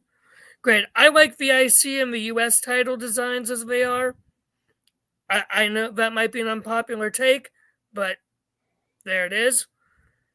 If there is a winged eagle brought back, it will probably be a merger of the traditional winged eagle with something new, like the tag titles, like the WWE tag team titles, are a mix of the 80s, 90s, and the 2000s. They're not going to bring back the actual full winged eagle. They're not. Oh, you stop pouting, Meacham. You know I'm right. Name on marquee. Don't have to. Okay, fair enough. But you think they're not going to make another better design to sell for more merch? There is no better design. Do you think they're not going to try? There is no better design. Phrase your question better. Do you think we're not going to make another winged eagle design to sell for merch? They won't get a buy from me if they do. I'll tell you that much. We'll see about that. But we will. Honestly, I'm really happy that we have the titles split up again. Yes. I love Awesome Truth, but I'm ready for someone to take the titles off of them. Personally, I prefer DIY do it at SummerSlam, but they can be the heel team as it is. I don't think we get a long run with Awesome Truth, even though I love The Miz more than R-Truth. I will say it. I do not care. Throw your tomatoes. Fuck yeah. But A-Town Down Under, please, New Catch Republic. I need the big strong boys. I need those big strong boys with those tag titles. Because don't you... I mean, for goodness sakes, those two would look so fucking good with those tag titles around their waists. Those would bring legitimacy to them. And I know that no one who's paying attention would very much agree with me. And his NXT professional wrestling, damn it, but we don't digress. So, thus endeth the rant. All right. Mikey had his hand up, and then JJ, take us home. How would it look, or what would you think if they somehow combined the look of the winged eagle with Cody's current red, white, and blue logo? No. So first of all, no. Second of all, that variant was out there, and I appreciate the effort by whoever put that together. Good on them. But no, if they're going to bring back the winged eagle, I want my black strap, big eagle, freaking gold, dual-plated, by God, WWF championship. And I want Bret Hart to come present it to him. I don't know if I want Bret back. Bret's kind of bugging. He's kind of promo on Goldberg. Or Shawn or somebody that's like iconic with that wing eagle. Okay. Everybody can throw the tomatoes back at me all they want, but since he actually did do something in the business for over 40 years, it's 40 years of Hulkamania. Have Hulk present it. He's the first one to have it. Mm. Let's see. Hulk, Andre can't, Randy can't, DiBiase probably won't get brought in unless they actually prove that he and his boys aren't actually getting any more shenanigans. Warrior can't. Slaughter's on the outs of the company, it looks like. Undertaker's another one that could. He could. I don't want Flair near a live microphone. No. And he wasn't involved in the match at WrestleMania. I was going to say he was the one that took out the final boss. So if anybody's going to make sense besides Hogan for me, it's Undertaker. Mm-hmm.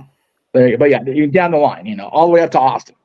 But Hogan does make sense because he's from that Dusty Rhodes era too. So it's he's from the Dusty era. Hogan looked up to Dusty as a fan. First person he saw in wrestling that he wanted to be was Dusty. So it just makes sense for me considering what year it is, the 40th anniversary. They put out so much goddamn merch at 40 years Hulkamania, which I also haven't bought, by the way, Josh. So suck it. Just saying. So yeah. For me, that's how you do it. But if they're going to bring back any variant, I'm going to be like, it's going to take a lot of convincing for me to go against my classic love for the winged eagle. Now, having said all that, Mr. Williams, what say you on the tag titles? And then please take the reins of the back show back because I'm tired of this moderator. Well, first thing I want to say to Josh for most of his hot takes. Shut the fuck up, Josh!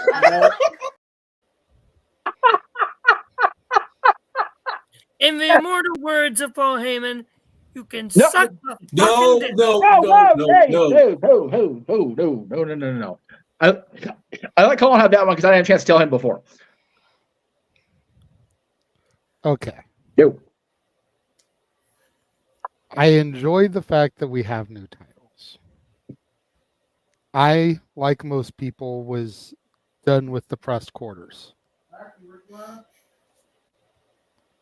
My issue with the Raw ones is that they look like the women's title and the world title. And it's the same issue I had when Roman was given the new Undisputed Championship at the time. And how it looked like every other Raw title, Universal title, WWE title, women's title. Like, we legit threw up that picture of all the titles and how they looked the same. And it was like, get some fucking creativity. Same thing here as far as the Raw tag ones. They're different, but they're the same at the same time, if that makes any sense. As far as the WWE titles on SmackDown, I do like that they stand apart from the other championships. Yes, they're a classic throwback to a bygone era, but they don't look like the Undisputed title or the women's title or whatever.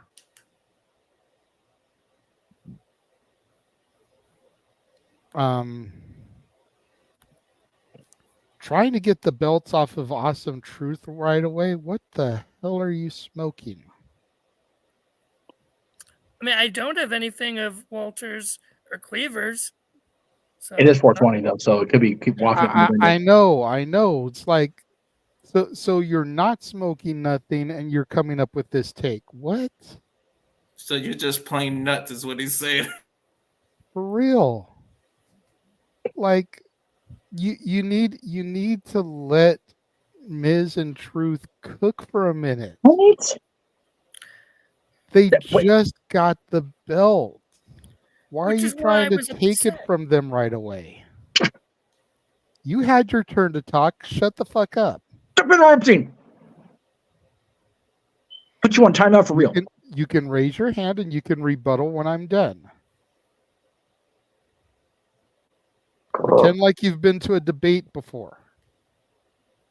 And if you never have, pretend like you've watched a fucking presidential debate at least once in your life.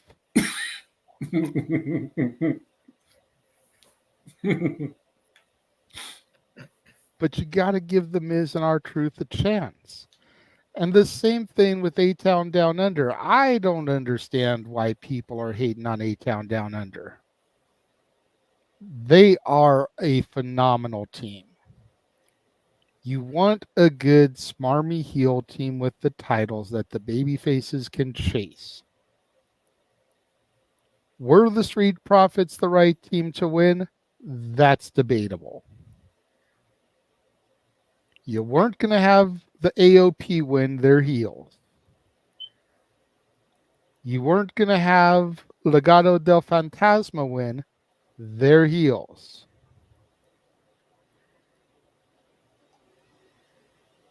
So that only leaves the Street Profits and the New Catch Republic. And while New Catch Republic is awesome, they only recently became a team. You want to really help solidify A-Town Down Under as heel champs? You have them beat the Profits. Just saying. Jay, of everybody in that segment, A-Town Down Under hasn't blocked me yet. So I like them there, and I like Nick already. Yeah, you know. I'm just saying.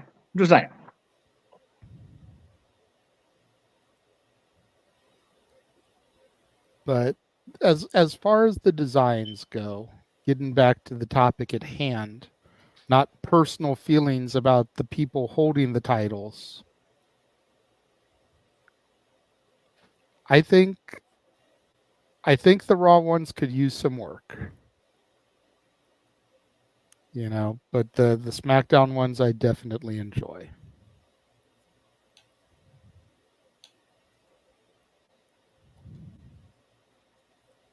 Very good, very good. Does anybody else have anything that they had their hand up that I missed in my turning and trying to get other things done in the process of having to leave tomorrow? Did I miss anybody on this topic? I don't think so. All right, very good. And again, we thank y'all for that at home. That's awesome. Appreciate that on a Saturday night. We know it's late. So cool. We appreciate it.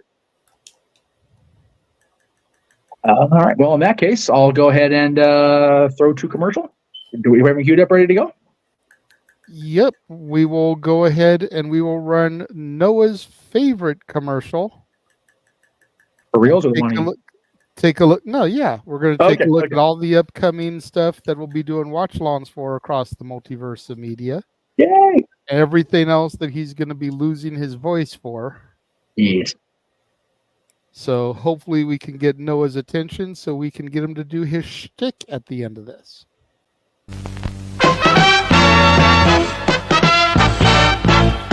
And now, preview time. So let's take a look at what's coming your way.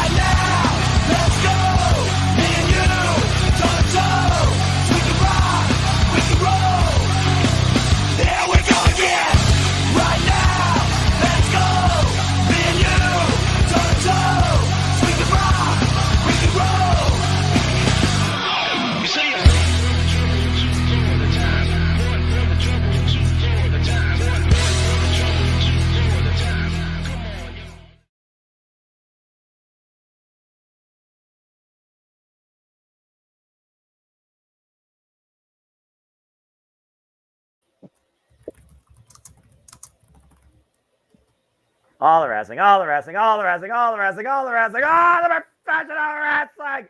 Damn it.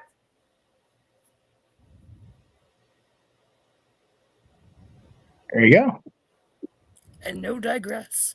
No digressing. We don't see sports here anymore because even that's now part of wrestling. And also, because it was announced like about 2 minutes before you had to come in the studio, obviously it's not part of the shenanigans yet. But Saturday, July 20th, Slammiversary. I can't believe this company's 22 years old. It blows my mind. Right? But and they're still going, oh, they'll be dead in a year. Oh, they'll be dead. Oh, Hogan's going to kill them. Nope. They are the little engine that keeps on going. Not that could, that keeps on going, damn it. And they'll be live in Montreal, it said, right? No. Yes, Montreal, Quebec, Canada. Montreal, Quebec, Canada. So once again, a proper set of champions will be in the city of Montreal, unlike the current hockey team. So good to see that. Good to see TNA going back to Canada for their anniversary. 22 years. Yeah, it's their second home ever being perfectly honest. I mean, let's just put it out there. The true alternative that continues to keep going. That's it. And I told JJ this in private. If they keep putting Kathy Kelly in front of that Stanley Cup display in Montreal, I will keep cheering for that to be a thing. I'm okay with that. The only reason it looks good up there in Montreal is because Kathy Kelly's standing in front of it with a red jacket on.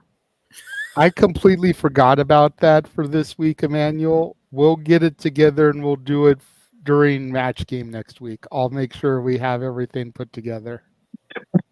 We'll dedicate the match game to the burial of sports entertainment. We'll have a memorial. Yeah. An in memoriam graphic. Yeah. Oh, okay. I got a 10 bill already going. Oh boy. Okay. All right. No. Anyway. But so yeah. Anyway. I think it's interesting that TNA is going to be doing Slammiversary in Montreal just a couple of weeks after WWE is going to be doing Money in the Bank and Heatwave in Canada. Yeah, that's true.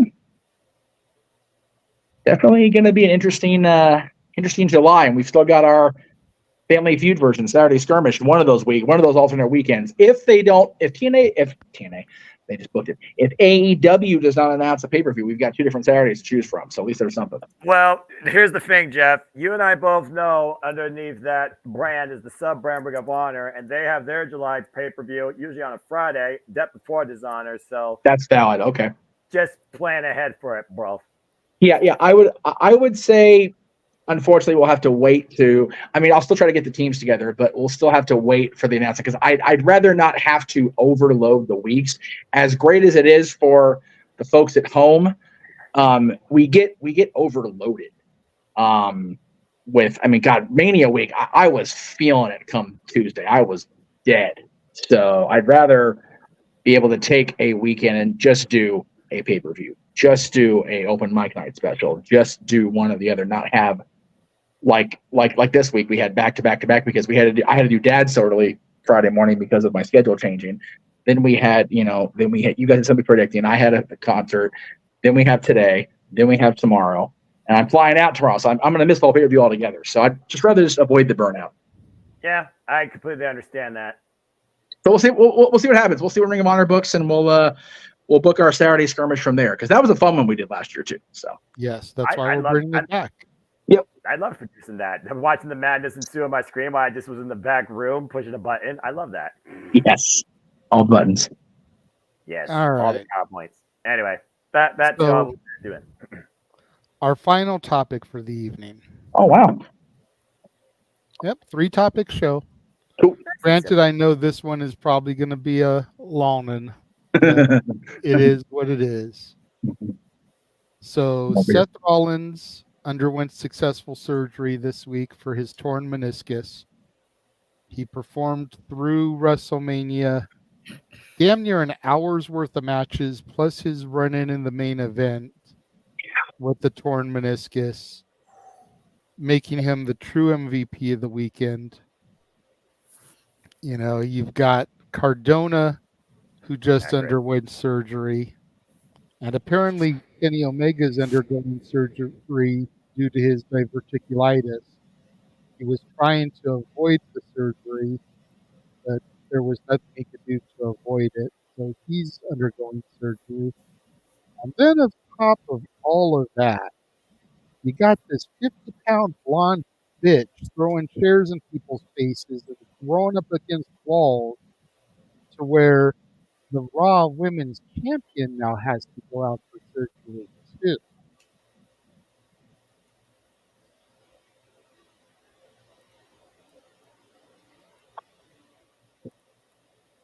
I am going to try my damnedest.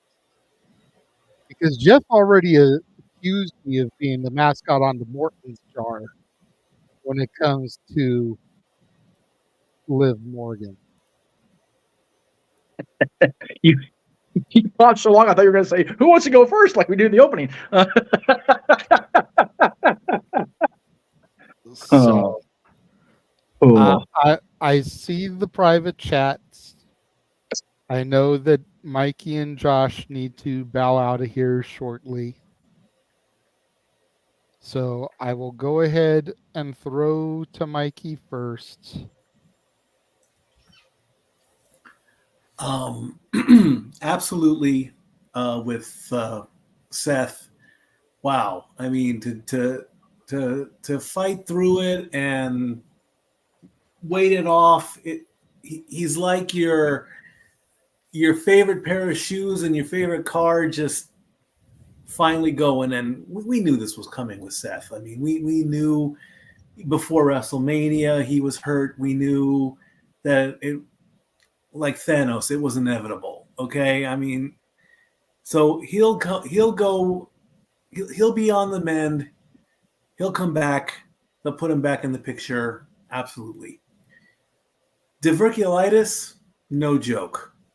Too many people we've known in the business get hit with it. And I mean, look at Brock. Brock had that twice, I think. He's okay, but I mean, it's no joke. You got to get that taken care of. There's no hands down about that. And Cardona, you know, yeah, I don't follow the process with that, but I think Cardona will be fine as well too. I mean, It's just shitty timing for Matt. Yeah, you know, Yep. Chelsea should be able to cryptically say that Matt's doing okay if people ask on social media. He's doing it himself. Oh, okay, even better.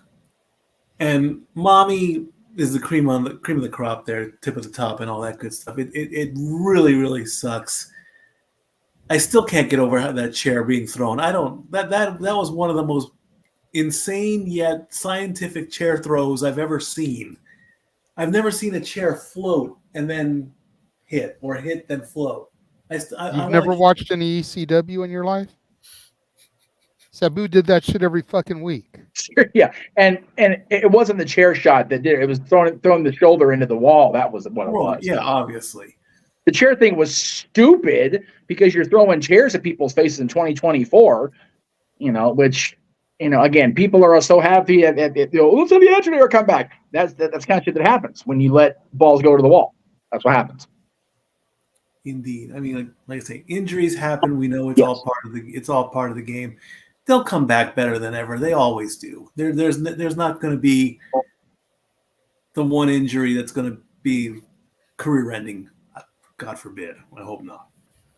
But it's part of the game. It's part of the game. You can train all you want, and then something bad happens, and then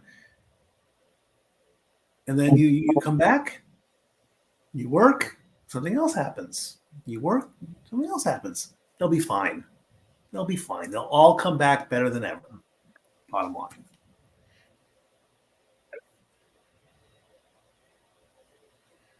Jeff, you look like you're about to say something. Well, I was going to say, I think based on JJ putting Liv on the graphic for tonight, I think the question is, Liv already had, depending on who you ask, Liv had, a little bit of heat going on her as it is. She's had, she got, for a lot of people, like a what the hell moment when she was getting booed in the feud with Ronda. It was a what the hell for me. I know some people were okay with it because they loved Ronda and did not like Liv during her championship run. But now it seems like it feels to some people they're rewarding her for injuring Rhea. And I didn't think about this until, I don't know if I would say this on the air or not. Rhea hit the 380-day mark. She had the Cena Batista thing. Cena lost the championship and the Money in the Bank cash in 2006. Batista had to forfeit. 380 days, both of them. 380 is a dangerous number for wrestling champions. I guess the question is the injuries are always all time, especially for people like Rhea Ripley and for everybody else right now. But is Liv's looking like she's going to get a push out of this and maybe become champion over this? Is it valid? Or should she be reprimanded for causing the injury? Good question. I do not want to see her with the title over it. That's for certain. Right. I do not want to. I'm one of those fans. I wanted to see Mommy keep it as long as possible. It might make sense with the story. The revenge tour should possibly end with Liv getting the belt. But because Mommy got hurt, that's like getting off the 5 freeway at the stop before Disneyland and then driving along Harbor Boulevard and then turning into Disneyland. You're taking a shortcut. You're getting to the same point, but you're just going about it way too fast. So, no. But then, where does the belt go? If Liv was the possible end game or the top choice, and that's out, then where do you go? Because I got no clue at that point. Yeah, that's why I wanted to ask JJ, but I'll ask him when he comes to his turn. So, Josh was next, right, Jay? Yes. Since he has to go bye-bye. Yes, I have an 8:30 mass in the morning. And I am a tired elf. Noah's tired too, but he's here till the end. Continue. Yeah, okay. Seth. Seeing the video of Seth trying to get into the ring at the end from the crowd videos. And that's why the camera was on Rock so long, because Seth just looked so much pain, because he was, and just all the flowers for him still wanting to get and do it, to go, dye his hair for one moment or 2 moments. And put the Shield gear on and change out of his other gear. And if you notice, if you watch back some of the moments of his match with Drew, he doesn't even hit the stomp in the curb stomp in the usual way. He has to adjust because of his meniscus. So just, you have to wonder now how long he's going to be actually out. and just all the hope he gets healed up, because he deserves it. If anyone deserves flowers, he does. With Mommy, here's the thing. People are saying, oh, Roman didn't defend and he was still champion. Roman wasn't injured with an undisclosed amount of time going to be out. That's the difference. If you're injured and you can't defend it for months on end, then yes, you need to vacate it. We're not doing any of this stupid interim champion bullshit. I'm sorry, it's stupid. No, don't be sorry. It's your opinion. You own it, dude. It's yours. Yeah. I get it. Stop me when I'm telling lies. Yeah. Now, in the case of Liv Morgan, Rhea getting injured was a freak accident. And from what I have read, put all the air quotes you want around JJ, there is no heat on Liv backstage for that. And rightly so. I hate to say it's a bit of poetic irony, because Rhea was the one who injured Liv and put her on the shelf, and now it's vice versa. I'll let JJ reply to that, but there's a difference. And I'm not saying it in a good way. It sucks both ways that they both got hurt. Now, do I think that they should turn Liv heel from this? No. Do I think she should win the title when Rhea is closer to returning? Yes. Do I think she should win it right away? There's an argument for it.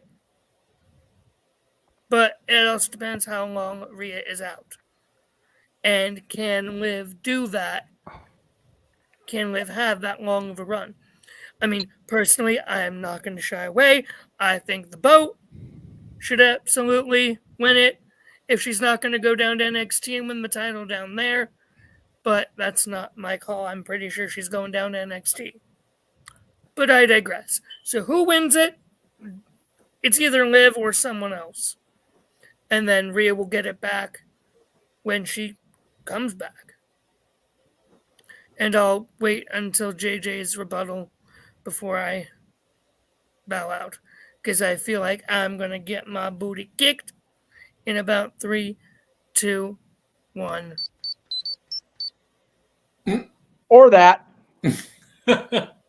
Teleporting into the command center via the Morphin Grid, live on location from Las Vegas.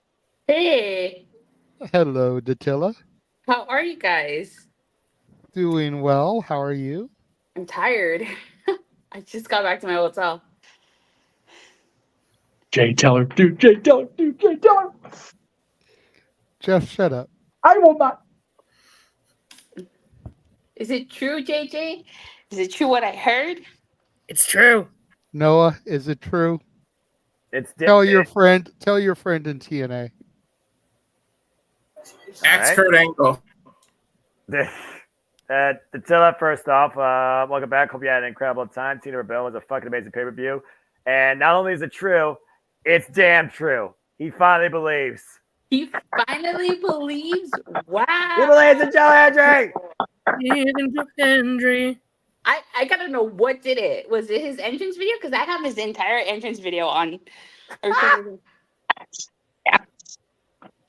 It was a combination of things. I've said it here for the last few weeks that it's been more and more difficult with each passing week to not support him. Some of the shit that he has done, going back to the AJ Styles parody, to the Fresh Prince of Bel-Air one a couple weeks ago, to digitally putting First Class into his entrance video. Just, I cannot deny his entertainment value in anymore. I told Noah, I still may not completely believe in what he's peddling, 252 pounds of pure motivation, but I cannot deny any longer the entertainment value of Joe Hendry. Wow. No wonder the sun came out today. How did your meet and greet go with him? It was awesome. He's so nice. I showed him the video and he's like, "Is that the one where my dog came out?" I'm like, "Yeah." He remembered. So it was, and I also met Mustafa Ali. Really nice guy. Really Yes, nice. he is. Yes, he is. I met ABC. Really nice as well. The only one that didn't get a chance to meet was Jake something, but I'll get to meet him tomorrow. Something. Eh, he's a loser. Oh, there we go. Oh, it's a little cold-blooded. That was an incredible match. Did he win the title? No. He Okay, stole so he's a it. loser. Stole it. Desperate politician. Did I I or didn't did know who not that is. not say during our pre-show and on Simply Predicting that it was his time and he deserved to win it? Yes, you did. Okay, so stop trying to sell me for being so cold-blooded. Did he win the match or not? Then he's a loser. And was I not right? Did I not call Moose retaining? I said it was too soon. Yeah, Wait. I love Nick. He's a friend, but no, not yet. Not yet. Slammiversary at best for Moose losing that title. That's At fair. best. The system cannot lose the titles until Alicia Edwards takes the Knockouts tag titles. Oh, no one wants to see Alicia with a Why? champion. Why you put that It's evil? gonna Into, happen. why y'all put that evil into the ether? What are you doing? Wait, Dude, you're Masha wrong. Slamovich and Alicia Edwards are now a unit. Boom. Oh, that's true. That's It's gonna happen. Now it's a mutually obligated agreement for now. All right. There's gonna be fallout. There's no way I see this happening. Because let's be real. Is Alicia Edwards going to be Knockouts champion and defeat Jordan Grace? No. No, baby. Okay, so let's get her the tag title. Because Masha can do the dirty work and Alicia can get the cheap chicken shit tag in and get the pinfall. Yeah. And act like she did everything. It just curls up. It's good storytelling, and at least that breakup we're talking about. I'm here for it. I guess. All over my head. Shout out to my friend Noah in Columbus with that. I answer, know by the it's way. over your head, Josh. You should actually try watching TNA wrestling. Damn. But Josh does have to It's go. over my head pretty easy with how short I am. So That's that. Between his height and his age, he's done for halfway into the battle. Poor bastard. All right, Josh. We know you gotta go. Do your thing. Ladies and gentlemen, boys and girls, you wrestling crazy bastards, all of you. You can find me, the Cleveland Combatant, the Meltzer of the Multiverse, on the Twitter, at Walking Hymnal, Instagram, Malomangram. You can find me here occasionally now on the Jeff Meacham Network on these shows. Usually you'll see me popping into dads in the comment section, making Jeff and JJ what left of their hair they have out, which is always so much fun to do. It's difficult for me at this point. I know. I still got mine. Shut up, Mike. Yeah. Damn it. But, You're next yeah. anyway. Be quiet. So, thank you all. And honestly, you know what? If we ever redo that intro, my fuck Bill Belichick, I think that needs to be replaced by Cleaver's fuck the Young Bucks. Because I'd be okay. I I'd agree. be okay to have the audio clip bringing us into the show. I am here for that. James, if you're watching, clip that and make it happen. Yep. So If we ever get the new opening, we'll see. But yeah. Yeah. That's right. Be gone, Mansfield. Arlene has spoken. Really, Arlene? Yes, really. Did I even say anything?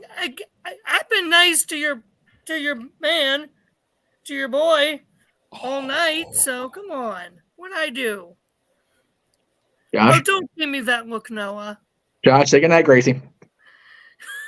Huh? I don't get that reference. I know you don't. Just say it anyway. Shut the fuck up, Josh. I know you get that one. What are you, a fucking piece of shit? no. Dude, get out of my head. I was scrolling. What the fuck? Oh, no, here we go. It's gone off the rails, kids. And finally, go do your homework, bro. Now that's the That's number right. one. Now get the fuck out of here. That's the number one that did need to be played, though. In all honesty, but Good night, Josh. Good night. Good night. Love you all. Fuck the Young Bucks. That's right. okay. Well, that was interesting. All right, you. Oh, wait, I had a question for all you guys. Did you guys, by chance, happen to see me at all during No. No? No, I kept trying to look, and especially once you posted your pictures of Ali, so I had a better idea of like where you were with the staging. Yeah. But I couldn't really see you in any of the shots. I was near the ramp. I was like the first row on the right side of the ramp. And if they walk up the ramp, I was on. They You're on walked the up, I right was on the side. left. That's probably why they only exposed mostly the left. Yeah. Just so you know, JJ, I'm moving Mikey's show plug up to his personal plug so we don't have to try to get lost in the sauce here and get confused. Trying to anyway. This freaking thing scrolled like a snail with his damn phone. I was just to give you an idea as to where it is. I don't know if they showed it, but like Mike Santana literally ran past me. That's crazy. He looks good. He looks like he's ready to freaking go. He's a renewed spirit. He's back home. Yeah, I'm glad. Yeah. So. All right. Sorry, I know you're moderating, Jeff. I'm trying to keep it rolling here since Mikey wanted to bounce out. So. Anyway, follow me on the Twitter at LBStatKid1977. Follow Dory Lou at Hathaway13. Follow us on the IG at Setboy13 and at Dory Lou. And there are our Facebook names. Again, use the hashtags StatBoy and StatGirl approved. And check out Sports Bar this week. The better planning sports bar, I'm going to call it. This Tuesday, 7 p.m. Eastern, 4 p.m. Pacific, as we go over what's going on in the first couple games of the NBA and the NHL playoffs. Dory Lou is very happy that the Minnesota Timberwolves won their first game today. I'm ticked off that the Lakers lost for obvious monetarily reasons. Thank you very much, LeBron. Get your ass off the court and actually play. And, of course, the NHL playoffs have started as well. And then on Thursday at 7:30 p.m. Eastern, 4:30 p.m. Pacific, we kick off literally the 2024 NFL season with the NFL draft as the players get their names called one by one. We'll look it all over, see what team should be picking who according to ESPN. The draft actually does start at 8 p.m. Eastern, so I'm going to give you like a little bit of a how's it going to work and all that, because my assumption is right at 8 o'clock when the clock starts, Chicago makes their first pick. More than likely, they're going to take the number one pick from USC. That is the rumor. So find out on Tuesday and on Thursday. As always, I love my family very much. I'm very grateful to hang out with them and talk about all this stuff. They do a great job. Continue with the super chats. Continue supporting them. Be polite. Love each other. I'll see you all on Tuesday. I love you all. Statboy out. Oh, for fuck's sake, Mikey! Really, Jeff? Yes, really. Try to get it once. All right. All right, so on to some actual wrestling conversation again. There we go. Wrestling! Yay, wrestling. You guys are funny. We did until it comes in, it goes off the rails. Huh? I said until it comes in, everything goes off the rails. See what happens. I have to show you guys my pictures. Go ahead, JJ. I'm sorry. It was going off the rails before. That's fair. That's fair. Yeah. Got a super chat. Oh. Go ahead. I said I have to show you guys my pictures and stuff like that. I took a lot of pictures and videos. Okay.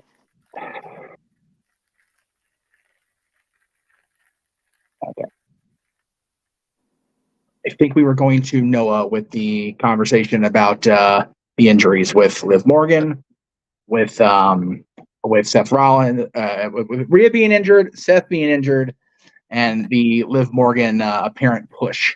Okay. So Noah, go ahead. Okay. Man, this thing went off the rails in a whole different sort. I'm just doing stuff in the background here. All right. Yeah. Just I just want to make sure we're all okay. Everyone's good now. We all good? we'll keep going for now. Yep. So again, Jeff, you and I both know freak things happen. Yes. It's just one of those unforeseen circumstances that have now been turned into a storyline plot. I guess the favorite thing here is at least it has context because it is kind of a full circle long-term storytelling with the fact that it was Liv Morgan that was injured at Rhea Ripley. Now Liv Morgan injured Rhea Ripley. And she's owning that. It's a longer-term story for Rhea Ripley coming back as uber babyface, getting her revenge. Watch her, not watch me. But now we're in this conundrum where you have to play damage control, better than damage control, and come up with a new face of the Raw Women's division, a new Raw Women's champion. The problem here, they limit the identity and the worth of their entire Raw Women's division to IKEA thrown tag teams at this point. There's no real single stars or nobody that you believe could be the face right now, except for one name, but it's completely up in the air whether or not she's going to be part of this, whatever they're going to do tomorrow night, Monday Night Raw, to find a new champion. You know who I'm talking about, Becky Lynch. Because right now, the man leads by example. The man's been there to hold the ship before. And at this point, they might need the man once again, even though it wasn't in the original plans. It's one of those things where I definitely don't think Liv Morgan needs to be champion because of this incident. But if Becky Lynch is unable to, it might be their only option.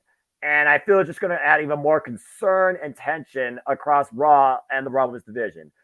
Now, as far as the situation with the championship, the problem is in general, they just haven't built that level of star power or competition in Raw to have somebody worthy to hold the title that Mommy's held for over a year.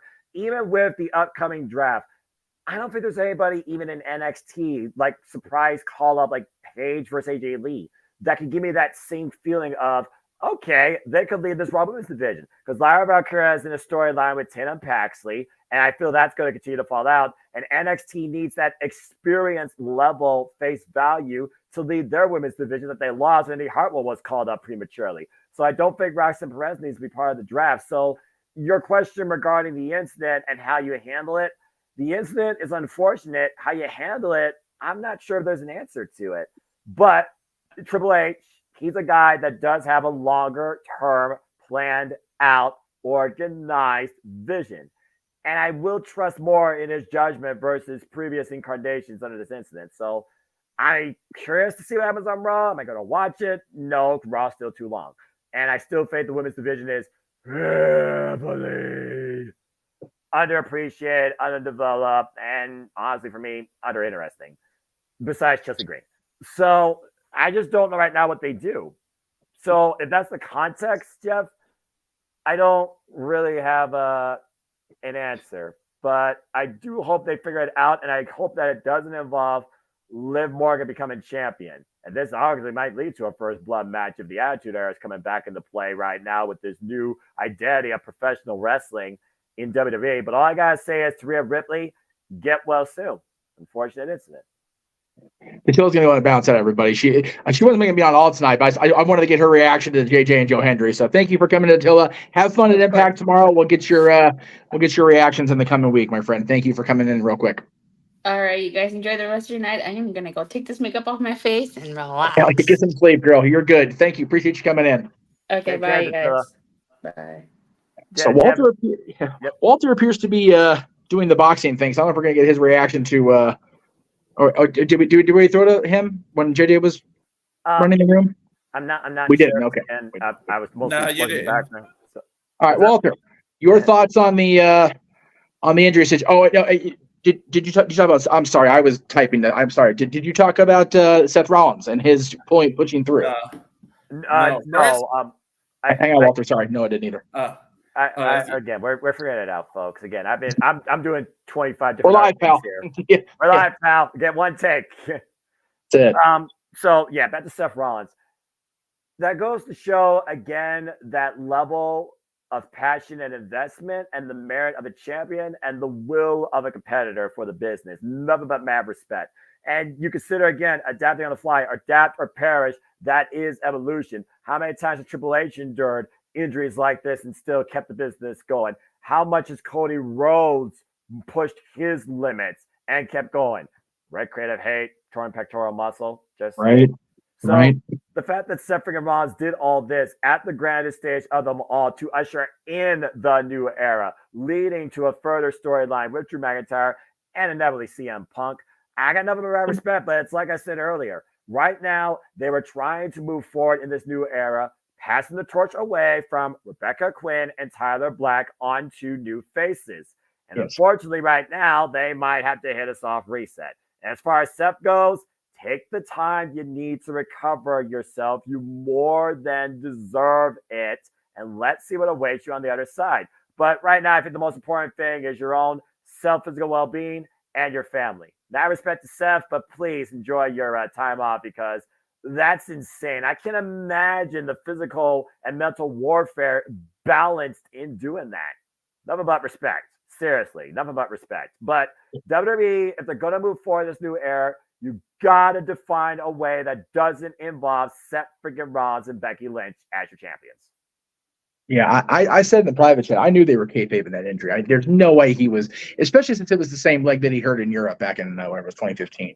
So, yeah, there was just no way. There was no way. So, while I say yes, good on him for being willing to push through, man, hearing the surgery that he went under is that level of damage to the leg is no joke. So, I hope that he takes the proper amount of time. I get it. Get to WrestleMania, get through WrestleMania, get the moment. And when you think about how everything was laid out, you don't get to that moment with Cody and Roman making the callback decision on Seth without Seth being there. So he was essential to night 2. And of course, he was in the main event of night 1. So, he's the opening match of night 2 also for the world title. So yeah, he was so necessary for so many reasons. So I get getting him there, but man, dude, get into Davenport, enjoy the time up, put your leg up, enjoy the kiddo. Lord knows I'm going to miss mine for the next 9 days. It's going to suck. So enjoy your time at home with the little one because they grow so fast. They really do. You only have one family in this life that you are bound by blood, whether you were born into it or you created it. So enjoy the moments that you have with it. I mean, again, what do I always say? Protect your mentality, purge for passions. I don't think there's a bigger priority in life than your family. And be kind to your mind. You can't see the mind part, but it's definitely. I respect that quote as well. So yeah, and to your point, Steph was involved basically 3 different occasions across a 48-hour period, intercepting 4 different storylines, if we're being perfectly honest here, all at WrestleMania. Exactly. You might argue to say he was the most valuable player. It's we called Drew the MVP of the pandemic when he was the WWE champion and going through that year. Seth Rollins has been the MVP pretty much since The Rock officially got drawn into the storylines back on January 1st. I wholeheartedly stand behind that. Seth was the MVP of Q1, no doubt about it. Yep. Walter, come to you on this injury stuff. I know you feel a certain kind of way about Ronda Rousey when she was in WWE and being an MMA person, and she had that thing with Liv that kind of soured the folks on Liv Morgan, and now here we are again with Liv getting the sour attitude, justified or not, from the fans as well as what happened to Rhea Ripley. And then, of course, Seth Rollins now going down. And Noah mentioned Matt Cardona as well. God, poor Matt Cardona. Right? I mean, the Deathmatch King. Finally, the Deathmatch is caught up to him. Jeez. You know what, though? He got his revenge. He got his revenge on Kane, and he got Zack Ryder's help. So good for him. Anyway, Walter. Yeah, first of all, I gotta say, I fucking love combat sports. There you go. Wow, holy shit. And this referee's an idiot. And if Garcia didn't pull this out because of those 2 knockdowns that weren't ruled knockdowns, he clearly knocked him down and he ruled them slips. This referee needs to get his license revoked. That's right. Anyway. That's fair. That's absolutely valid. Seth is definitely the MVP of the year. Like to do all that, and then we find out he had the what was it, a tier 3 on his meniscus? That's crazy injury. Like you can't even. And is either MCL or ACL too. Like there was significant damage. And Bailey, Chris Statlander, several competitors you could think of have been out for 9 months off an ACL, and he's been working with it arguably since 2015. Yeah. Yep. I mean, remember, he got hurt. He was out for as long as he was in 2015. He kind of tweaked it-ish in 2017, and they patched him back up enough to get him through with Hunter. So he's probably living on borrowed time the last 7 years, which is crazy to me. The schedule he's held that time that it hasn't given out before now. That wheel, it's like having a hole in your tire. It was leaking air the whole time, and now it went flat. Yep. And so hopefully this doctor can get in there, change the tire, and we get him back, and no more. Can we just how you can cheat in video games and press pause and just turn injuries off and just have fun? Can the universe just do that for a little bit? Can we just turn injuries off for a little bit? Like, Jesus. Yeah. And I mean, again, power to him for. But no, I'm sorry. No, I was just saying, this just goes to show you're not living in a video game, and people actually do get hurt in this thing, folks. They actually hit each other. Yeah, it's crazy. But yeah, Walter, I'm sorry. We both keep stepping over you. No, it's okay. I like when you guys finish it. But yeah, we need to turn off injuries for a while. Yes. Oh. I almost called him Zack Ryder, but Cardona, just everybody. Like, I'll tell you what, the only person benefited from this is the damn doctors, because money with these surgeries, because that's 4 or 5 we mentioned. Just as many people as WWE just released are also hurt. Like, that's crazy. Like, accurate. And these are risky surgeries. You can't just. We always say, "Oh, they'll come back stronger than ever." It's not 100% guaranteed. People just get hurt and don't come back. Look at Big E. He said he may never be cleared. Like, and that's sad. Like, everything you worked hard for could just be one wrong step, one misstep, anything could just be taken away from you. So I feel for these people, and like, it's good to hear the comeback stories like Adam Copeland and everybody, but like you got to feel for Mommy most of all. Like, she's at the top of her game, running Raw. She's damn near in 3-4 segments. Even if she's not wrestling, she's in some kind of segment, and just boom, some freak accident, bumps a wall, and here we go, missing. It takes 3-4 months just to get mobility. On top of the surgery, on top of rehab, we might not see Mommy for a year. Right. Like, so it's ridiculous. And then Charlotte, not that I'm a big Charlotte fan, but Charlotte's gone for a while. It's like dropping like flies. Spring cleaning always comes along with a season of injuries. Like, it seems like right after the Rumble or after WrestleMania, 2-3 people get hurt. Like, it's like constantly.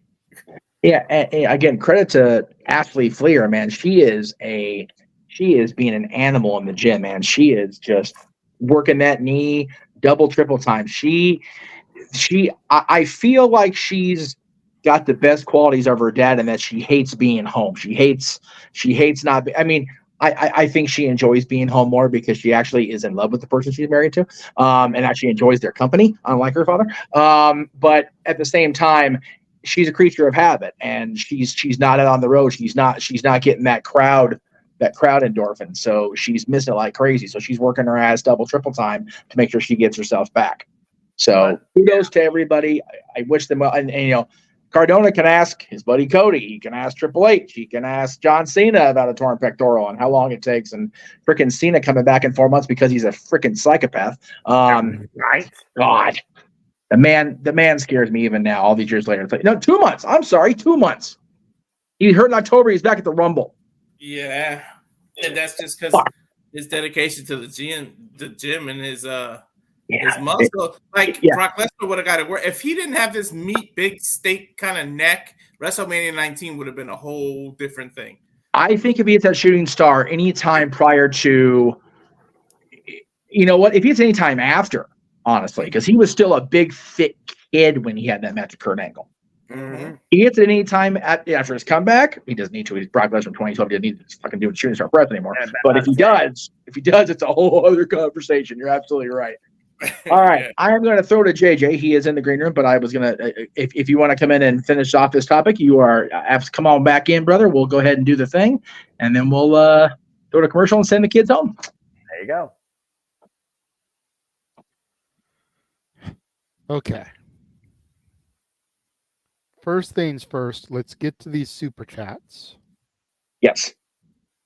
We have $5 from Eddie, no comment. Thank you very much, Eddie. We got $2 from Emmanuel. Did Rikishi actually do it for The Rock after seeing SmackDown? After seeing the car destroy and the beat down to KO, like, wait a minute, maybe he did.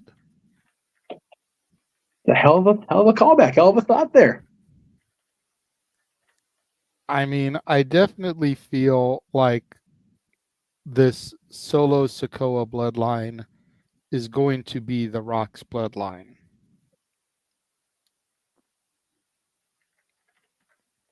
Where they go from it from here, when they reveal that, don't know. And to that question, if Rikishi is involved, I'm not saying he did the car thing. That's just that. I mean, it's a great line and a great callback. I'm not shitting on it, but I'm just saying, if Rikishi does get involved, which of his sons does he side with? You got to believe the Usos are going to be on the opposite side of Solo. I would think at this point, with Tama Tonga being the guy that took out Jimmy Uso, and you heard the thoughts of Jey Uso, it's the sons of Haku versus the son of Rikishi. It's a tag team feud waiting to happen in long-term storytelling, if we're being perfectly honest. Rikishi may be the voice of reason that gets the Usos back together, though. You can also use him for that.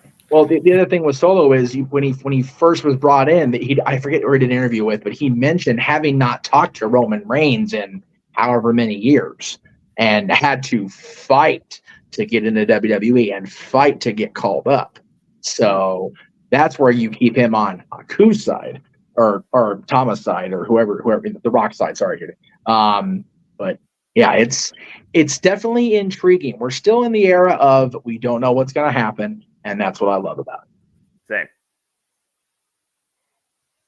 Same. Another $2 from Emmanuel. Why is AEW running this lesbian angle with Mariah? Because she's hot. Controversy creates cash. Oh, sex sells. Yeah. Yeah. Well, no, yeah. JJ's got the quote there because a lot of time they ran a lesbian angle on global wrestling programming. So, I was just gonna say that Tony Storm, I guess, is binary, but okay, yeah, let's go with that. Tony Storm can be whatever she wants doing this gimmick. I don't give a shit. That's fair. And then the super chat that brings us back to the topic. Someone needs to tell me what is so special about Liv Morgan. Oh boy. In my humble opinion, there is nothing special about her. She is your stereotypical, excuse me for phrasing it this way, but Vince McMahon diva female. Blonde hair, blue eyes, decent ass, fake tits. Let's see. Who does that describe in WWE history? Sable, Deborah, Trish. Can keep going, you know. Kelly. Like I said, I could keep going. Let's not. Beth Phoenix, Natalia. Yeah. Love her, but she's had more surgeries than Rey Mysterio on his knee. That's also valid.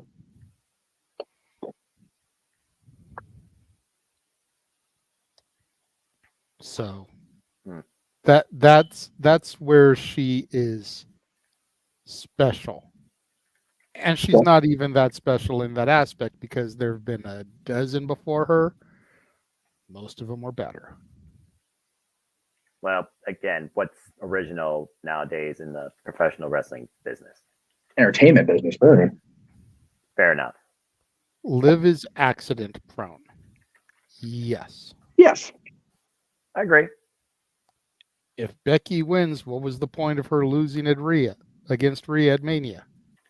Exactly. Well, I almost feel like they have to go some abstract direction to make this even kind of make sense. Because to Arlene's point, if Becky wins, why didn't she just beat Rhea at Mania? Yeah. If Liv wins, she's going to be on Dom level heel heat. Yeah.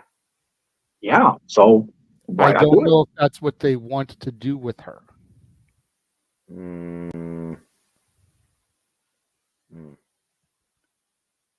Before this injury occurred, Liv was supposed to be the sympathetic babyface out for revenge. Yeah. And what's the point in pulling the trigger on her turning her heel? The person she's supposed to feud with ain't going to be back for another 9 months to a year. That doesn't make any sense. We already know Mommy was on her way to being a babyface anyways. But I feel like they need to go some other direction here. No, not Nia. No, King Mike. It's back, King Mike. Don't make me. I wouldn't mind Nia per se. Okay. But I don't think we do that. No. If I had to book this, and I know I don't work for the company, but I do have some pretty good suggestions. If I'm booking this, I'm booking it with the MVP of the Raw Women's Division right now, Mrs. Cardona. Oh, okay. Chelsea Green. I said her name earlier. I said her name earlier. Again, she said on Chris Bentley's podcast, not about the championship, about the moment. Let's see. What do I remember more about the Women's Royal Rumble? Chelsea Green getting slammed into her partner. Chelsea Green being flattened. Chelsea Green giving me moment after moment of how she's surviving. Chelsea Green deserves to be the face of the Raw Women's Division. And if she and Piper are both supposed to be in this battle royal on Monday to determine the new champion, you've got Piper helping her through the way. Yup. Yeah. We're the women's champion. Because other than Nia, you don't have another big girl like that to really contest with. No. Because Raquel's injured as well. Yeah. And even Raquel, she's athletically fit, but she's not the same dominating size as Nia and Piper. That's a fair tangent. I was actually gonna say, just out of also context and history, you were thinking about going so abnormal. You were thinking about this battle royale, defining a new, what's the word I'm looking for? Front face runner of the Raw Women's Division, a single star. I still am on that proverbial sword and shield with Big Baller. May I remind you what happened at Clash the Castle the last time Liv Morgan was a champion and somebody took her technically to the limit and yet she still lost? Can we finally fucking maybe give something to Shayna Baszler? That would be nice. Shayna would be a good call. See, here's the thing with Shayna. Go for it. And I'm just gonna be blunt.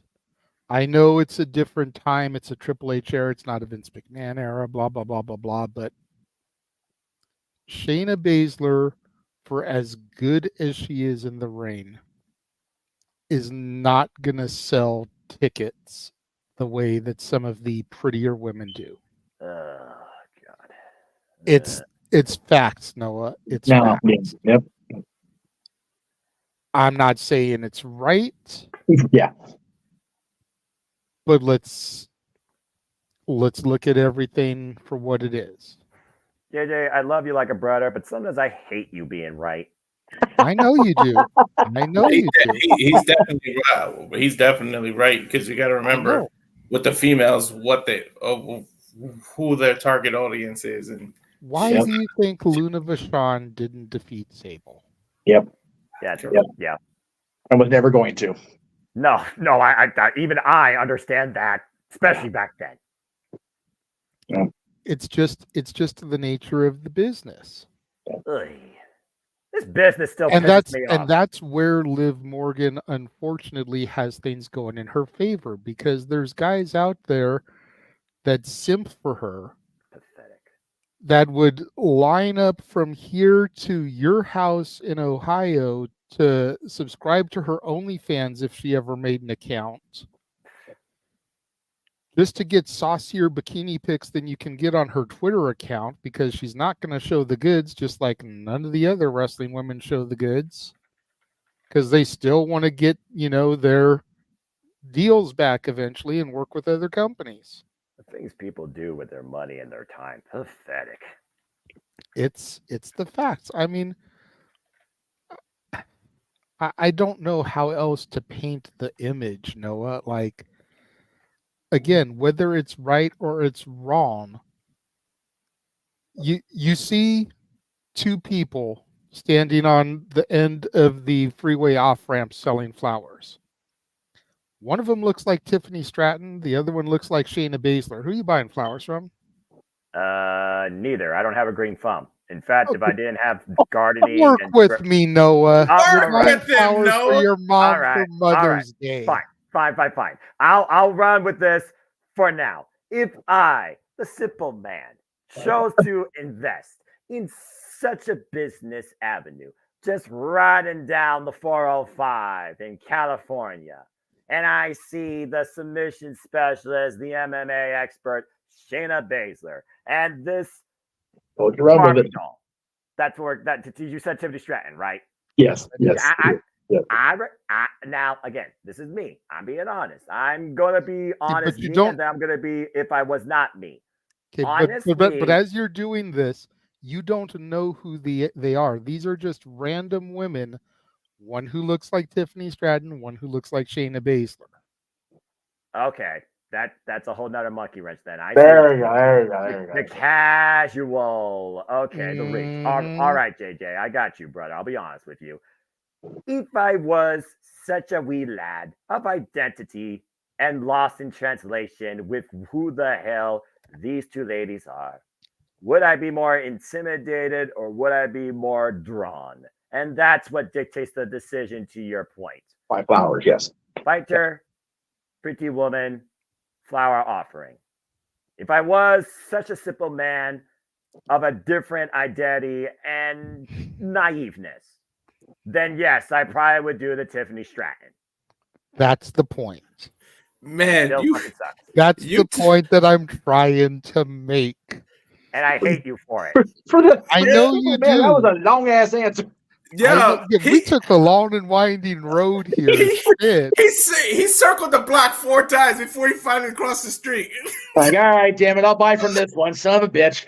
We went over the river, through the woods, just around the river bend, and then took the second star to the right and straight on till morning. The thing is, here's what happened.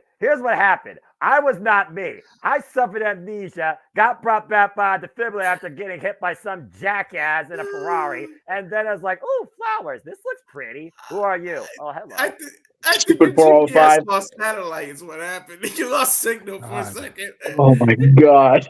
You just kept going. Asking Noah. He was asking a casual fan. That's the difference. Thank you for making my point, though, Noah. You're welcome. As much as it pained you to do it, thank you for making my point. Ugh. Hate sometimes being part I of that. gotta be on that freeway tomorrow. Why you gotta bring up the 405 for? Because I used to play Midnight Club LA.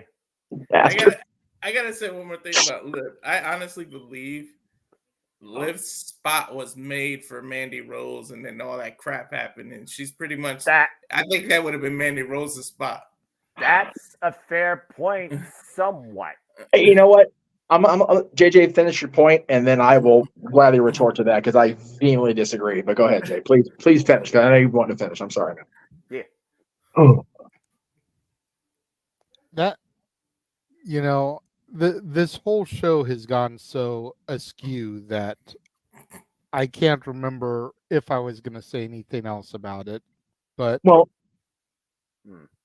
the bottom line is, and I'll touch on the other people in a moment, just so I can get finished with the live portion. Okay. I don't give a fuck what Josh said earlier. Roman Reigns was champion for 1,316 days, defended the title like 32 times, and was on maybe 60 episodes of television during that entire fucking reign. Right. There's no reason they had to take the belt off of Rhea in the first goddamn place. Mm-hmm. That's my other issue with all of Yes. this. Yes. I agree. That was my initial thought from the get-go, because at the end of the day, I can at least recognize, acknowledge, and remember Rhea Ripley being champion because she has been on screen weekly. Exactly. Even if she hasn't been defending her title, she's still been prominently featured on television. And she could still be prominently featured on television with her arm in a sling. Yep. You just have her coming in, going down to the ring with Dom, or hell, to Keen Mike's point, you even wait it out till Money in the Bank, and then you have someone cash in on her if she looks like she's going to be out for a whole lot longer. I swear on everything within my wrestling fan mind, I swear I was going to say that she was going to lose the title at Money in the Bank. So you have her in a sling just on TV for the time being, not really knowing how long she's going to be out because they said an indefinite amount of time. Right. If come Money in the Bank, it looks like she's going to be out till Rumble, you have whoever wins the briefcase cash it in. Yep. You take somebody like a Tiffany Stratton, have her come in when Judgment Day's cutting a promo or something, or have Rhea out there by herself because she's been doing a lot of solo stuff away from the confines of the Judgment Day. Yep. You have her out there cutting a promo. You have Tiffany come in and crack her upside the back of the head with the briefcase. Hand the briefcase to the referee. Prettiest moonsault ever. 1, 2, 3. You're out of there. Yep. And this whole discussion isn't even worth it, and getting up everybody's ass about the Liv Morgan shit because we didn't have to deal with it. Yeah, exactly. Beautiful. I love it. I love that booking. And then the point that I think you wanted me to make to Josh earlier is I believe Liv was already injured. Rhea kayfabe injured her. Ding, ding. Yep. That was a means to an end. Rhea may have been banged up, but she was still able to perform. Liv injured Rhea Ripley. Yes. That's the difference. That's absolutely the difference. You're absolutely right. Like we said, freak accidents unfortunately happen, but at the end of the day, you can't reverse a freak accident. When an injury happens, There is not a reset button. There's not an undo button, and you can't go back to a preloaded save. But But when somebody is accident prone, how often do you chalk it up to being a freak accident? That's a whole different. Maybe a good comparison, maybe a bad comparison. But how many people has Ridge Holland put on the shelf? I'm officially one kayfabe 2.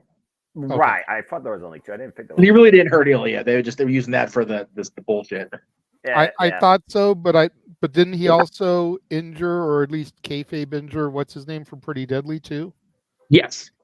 He was the point where he was using a wheelchair for an arm injury. Oh, well, yeah. Well, he was like Liv going in. Already heard they just wanted to give him a reason. Well, I mean, and Pretty Deadly did pretty deadly things with it, so I was okay with it. JJ's point, if that was Nia Jax that had hurt her, there wouldn't have been all these excuses. Nobody would have defended her. They all would have said, "Oh, see, because it's Nia." It's just because it was Liv. There's the other thing. Yes. Walter hit getting it there because there you go. I knew I had that point that I was going to make, but again, the chaos made me forget it. Yeah, Fair. if Nia Jax had done this, people would have been calling for her to get fired. Yep. That's But 100% because it's accurate. cute little pretty blonde-haired Liv Morgan, watch me, hee hee hee. Forgive her. Right. Fuck that. Fair. Fire her bitch ass. Yeah. So I am a Liv fan. For the record, throwing it out there. I've been a fan of all three of the Riot Squad. I think the thing with Sarah Logan, I'm glad she's back, but Michael Cole is way too into it. I'm good. I'm good. I love the Valhalla gimmick. I do too. I like it in its base form, but the fact that Cole is marking out for it so bad, like, kills it for me. It just makes it makes it ha for me. Yeah, it really does. I mean, I'm like, I can get that to a certain extent. I like the antlers. I get where he's coming from when she doesn't have them. It's like, dude, it's part of the presentation. Like, where's the fucking antlers? Well, it would be like me, Bret Hart coming out without the sunglasses and leather jacket. Mm.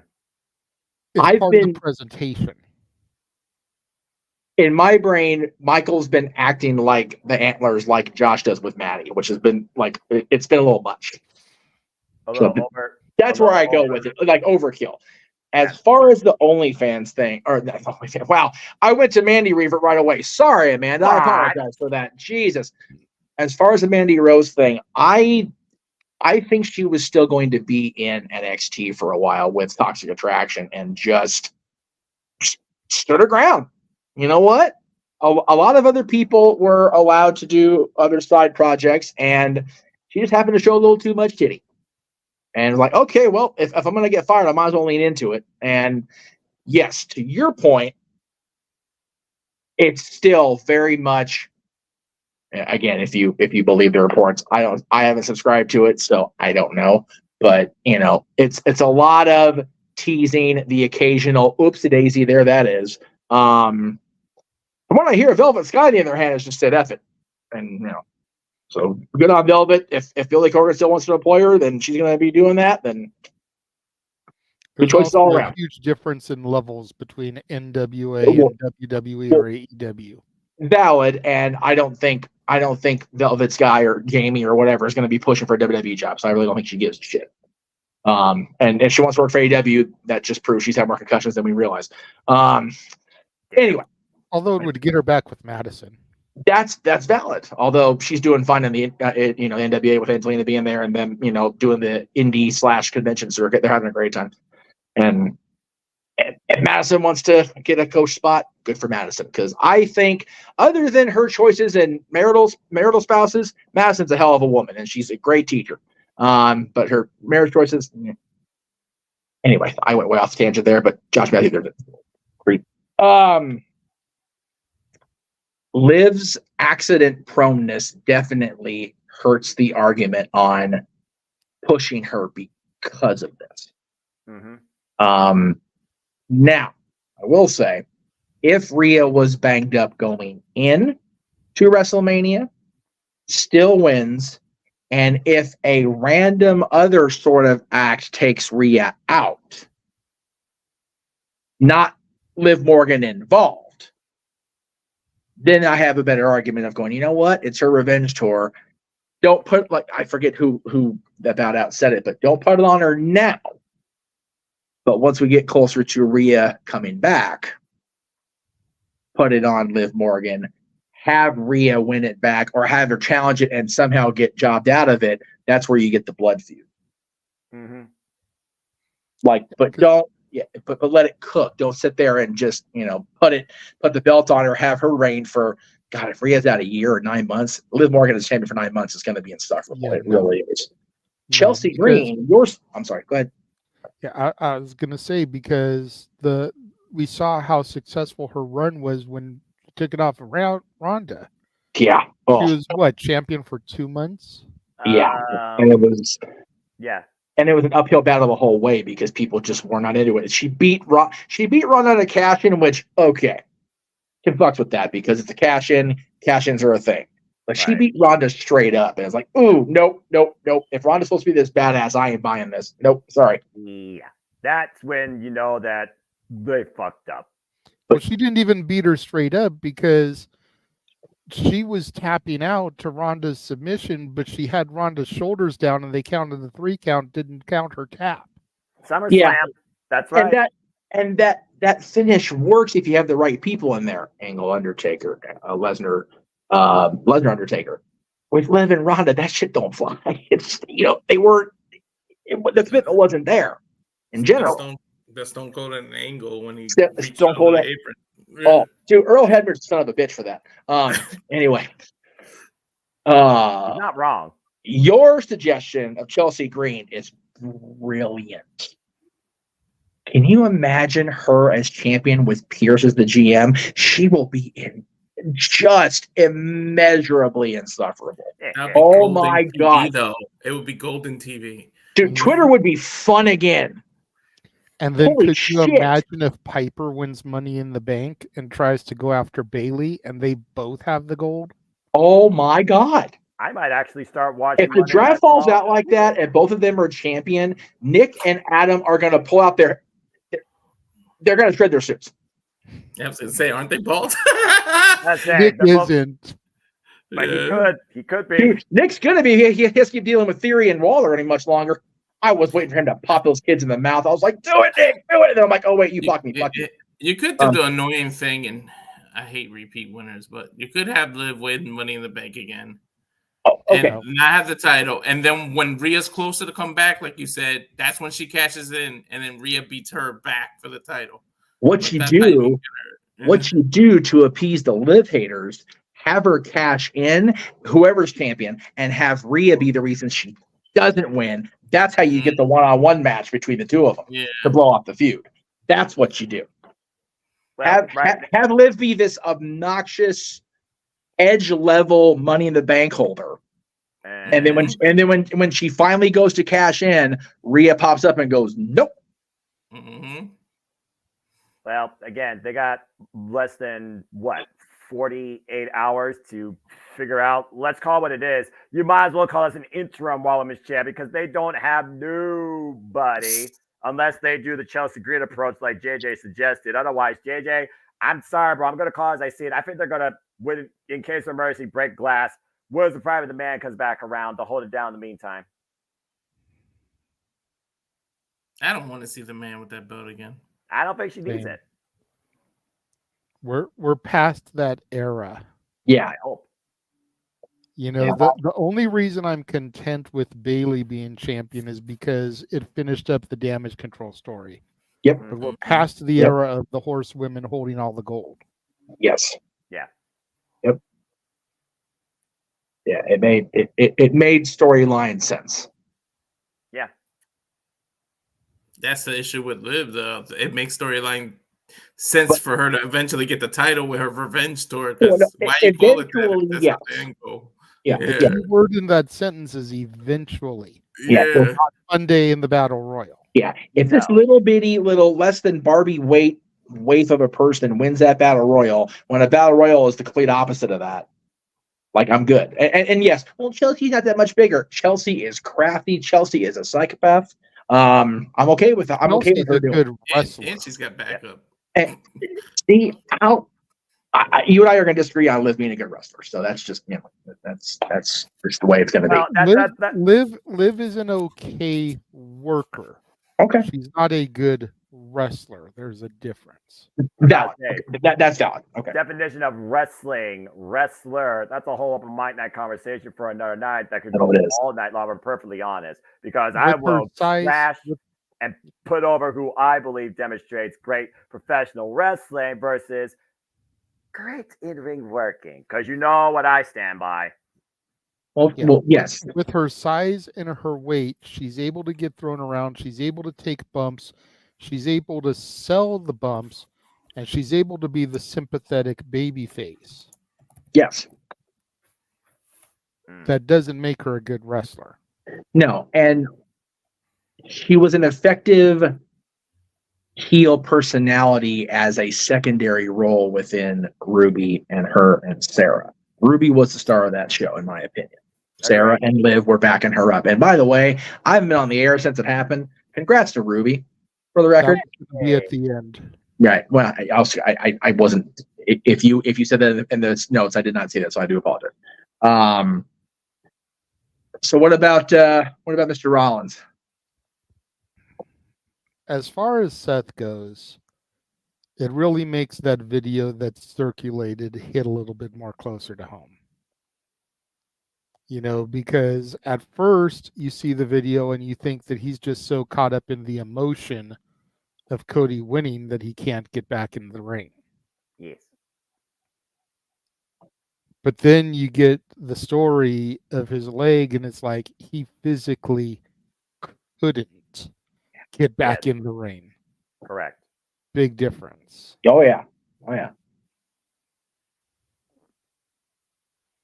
So I wish nothing but the best for Seth.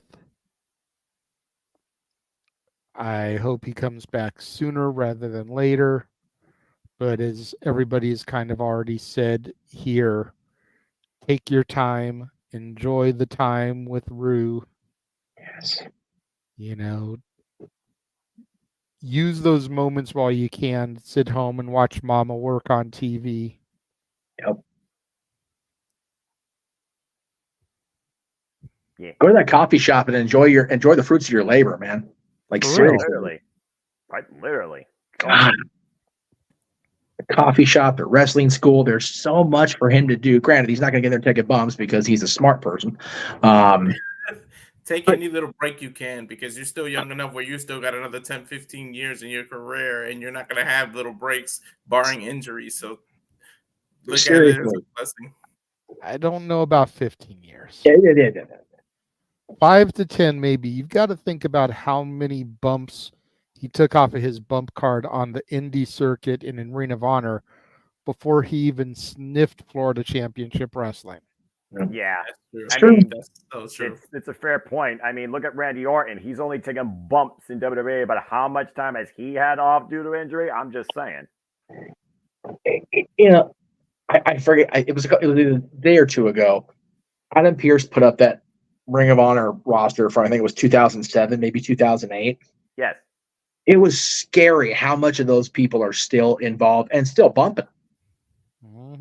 Because, man, the early 2000s were freaking Olympic gymnastic level bumping compared to the way the kids bump now.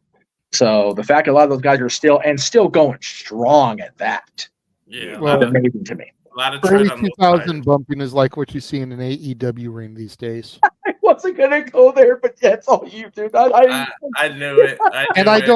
And for Noah, I don't mean that as an insult, but it's just facts, because you got to figure who the EVPs are. They're guys that made their name on the indie circuit during that time, so that's their niche. That's their knowledge. That's what they are attracted to, because that's what they worked with. Yes. But again, in 2007 Ring of Honor, they were wrestling more than they were flippity floppity around like a bunch of yahoos, and that's why they're still going.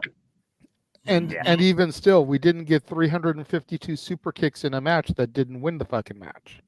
Well, no, because you had people like Bryan Danielson and Roderick Strong in there instead. And we got Roderick and Claudio. Yeah, about to say, and we got Claudio, Bryan Danielson, and the wrestled match. Dude, we need to find the video of that and just show that to the group at some point, just for the sheer what the hell did just happen. I wasn't even there for that match, and I still heard the tales. So, Jeff, all I'm gonna say, just watch the Knockouts World Championship match from Rebellion, and then get back with me and JJ, because I'm just what the fuck. Well, no. What JJ is talking about, and I'll really quick. There was a match at PWG. I was off. I was on a Rocky Horror assignment that night. I had a guy that was on our Rocky Horror cast that was a PWG fan also come. Was it Brian and Claudio? Yeah. Bryan Danielson and Claudio Castagnoli had was it 30 or 60? No, it was probably between a 20 to 30. Yeah, somewhere between 20 and 30 of rest holds. That's all they did. They didn't do any high spots, no like big Danielson or Claudio finishers, just rest hold. The whole 20 to 30 minutes. And the fans ate it up like it was a Thanksgiving spread. because it was Hysterical. Bryan Danielson and Claudio Castagnoli. The Pro Wrestling Clinic. Of course they're gonna do that. He didn't even fucking do anything. Like, really? And I'm like, I still have to see it the whole way through because I've heard the legend, of course. But yeah, if we ever get hands on the video, we're gonna like open up like a group watch in here and just everybody go. Once we get moved, whenever that is, and I can get into my archives, I'm 99.8% sure I own that DVD because I was there for it. That's fair. That's fair. Interesting. It's just a matter of finding it. Yeah. Oh my God. Yeah. It's somewhere in the middle of 2005. Yeah, it's either 5 or 6. I don't know if I was on cast at that point. It was the first year I started going. Okay. So well, because I started going to Rock. We're going on track. I started going to Rocky until late 05, so it had to have been somewhere in 06. Okay. Well, at least this off track is actually related to professional wrestling. Yes, that's valid also. And it's manageable and it's cohesive amongst the four of us that seem to know how to gel off each other. What's going on, Wally? I just thought of another like thing to do with the women's title, like a big fuck you, petty shit. Just as a fuck you to everybody who booed her, I would have Max Dupree win that damn title as a fuck you for booing her on that house show. Dude, I was gonna parade if they had Maxine win that title just for that. That'd be great. That'd be insane. No. Shit. I like Maxine, but no. I do too, and yeah. Abby Nile has a better chance of winning the title than Maxine Dupree. Agreed. I don't think there's enough fucking in the office to pull that off. That's the thing. So, you know what? I already shocked the world today by saying that I believe in Joe Hendry. Yes. I would rather see Candice LeRae get it than Maxine Dupree. What? Just to further cement this heel run that she's on. Like this new evil Candice that we're getting as the women's champion. I don't see her having a long run. I could see her still losing it to Money in the Bank cash-in at Money in the Bank. Okay. Or even if the Queen of the Ring gets a title shot, I could see her losing it to that person. Oh, that's right. Queen of the Ring's coming up after the draft. But I over somebody like Maxine Dupree. Yes, Jeff. Did you smoke some of this, man? No. Killed my bit completely. Never mind. I'm good. Never mind. I was gonna have Alexa check for nearest hospital on here at Victorville, but he totally fucking killed my bit. Never mind. I'm good. I've got people in the chat that watch my shit and know how much I despise Candice. Like, whoa, what the hell? Blink 2 times. Oh my God. Are you okay? Are you okay? Android replacement. Somebody called Cody's. Bloody hell. Oh my gosh. He's AI. That's AI. He's AI. His mind exploded because Joe Hendry made him believe tonight. That's it. We've lost him. And he got sensory overload and came back with an AI replacement to finish things out. Oh my God. What the hell, man? That's why he went away for a little while earlier. It was the AI. That's it. WWE Women's Champion. That's it. I'm gonna have Candice sign the figure to you on this date. JJ believed. JJ believed Joe Hendry and lost his mind. There's a signature for the Candice figure for no reason. No. Bottom line, though. In all seriousness, she can still eat a dick, and she probably has most of the gorilla locker room. Wow! Check, please. All right. But I'm just. It's a battle royal. That's fair. That's valid. It's not like she has to beat Becky Lynch or Nia Jax. It can be some crazy fluke bullshit. And imagine if her and Maxine are in the Final Four. There you go. I can see that because my God. It's the only storyline right now in the Raw Women's Division outside of Liv Morgan's Revenge Tour. You have Candice LeRae, Indy Hartwell, Dark Side, and you have Maxine Dupree and Ivy Nile it truly is the only other story in that women's division, despite the fact that NXT has created 5 storylines in their division. Dude, it can even be her and Indy at the end, and Indy feels like she freaking got on Candace's good side last week, and then Candace just dumps her ass over and goes, "Nope, what you get for being a friend, bitch." And Safit, in other news, the sky's going to be blue tomorrow. And you could expect a high and low wind pressure variation mixing in between the North California area, the 405, around 9 p.m. Never mind. What? I'm only hoping for a blue schedule. 62 degrees right now. Like, what the hell? How cold out there? It is 62 right now. It is 11 o'clock. What the hell? What is it out here, I wonder? I'm curious now. Hello, 911. I like to do a welfare check on my All right, well, we did get 2 more super chats, so let's go ahead and get to those. Okay. The greatest chat name that pops up in the chats, 26.2 miles outside parts unknown. Is anybody attending the New Japan show in Ontario May 11th? I would like to. I don't have the funds right now. That's what's keeping me from all the wrestling shows right now. Yes, same. Dynamite is coming to the Forum at the end of May. New Japan Resurgence is on Ontario on the 11th.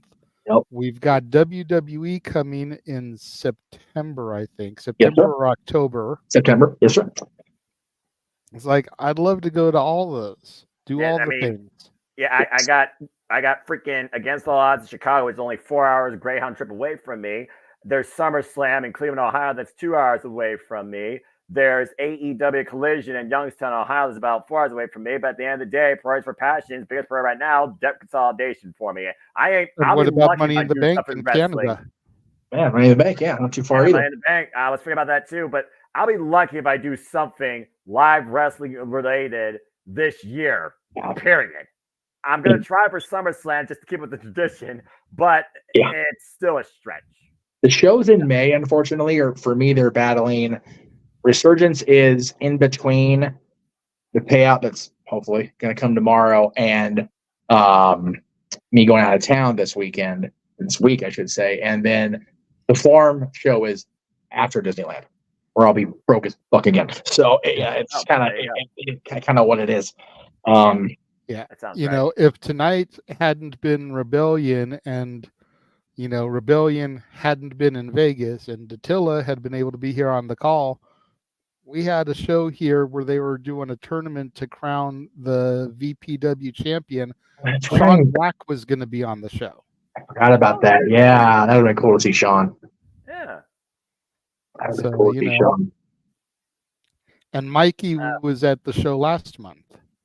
Oh, okay. Mikey O'Shea. Yeah. Wow. Man. So it's like some of those guys are actually starting to get up here to where going to this company to try to support. It's like, hey, I know that guy. I remembers. And he remembers me. That's the difference. Yeah. And Seth with my bucket list jealousy going to the garden in June. Oh. Yeah. That is my story birthday. isn't And I'm finishing pissed because the story's already ended. Well, I mean, for you, yeah. But for me, I always want. Go ahead, Walter. I'm sorry. That's my birthday, and I'm pissed. I'm leaving for California 2 days before that. They shit! Announce MSC after I leave.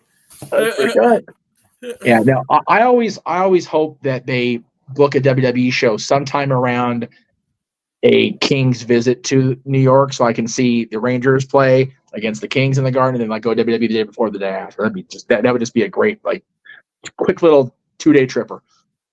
Well, again, only the business will tell if that ever truly becomes a thing and when things will line up as the business continues to evolve, change, and let's just put it as it is, folks. Give us and book more professional wrestling than ever before, even our watch along event schedule. And we're nowhere done figuring out the rest of the year yet. Yep. What the hell? Oh, there she is. Oh, there's Datilla. Just had this sent in the group chat. Oh, okay. I have the notification turned off. So I'm guessing that's her with her hands clasped on her mouth. Yeah. There you go. So, man, yeah, she was in the front. Good for her. Oh, nice. And again, I hope she had a good time and get some daggum sleep. Hey, you know what? She had her front row and she was able to sell the 2 she was trying to get rid of. So good on her. Yeah. And then we got another super chat from Arlene saying, do you believe the rumors of Undertaker spoiling Vegas as the next place for Mania? Well, for starters, I hadn't heard that rumor that Taker spoiled it.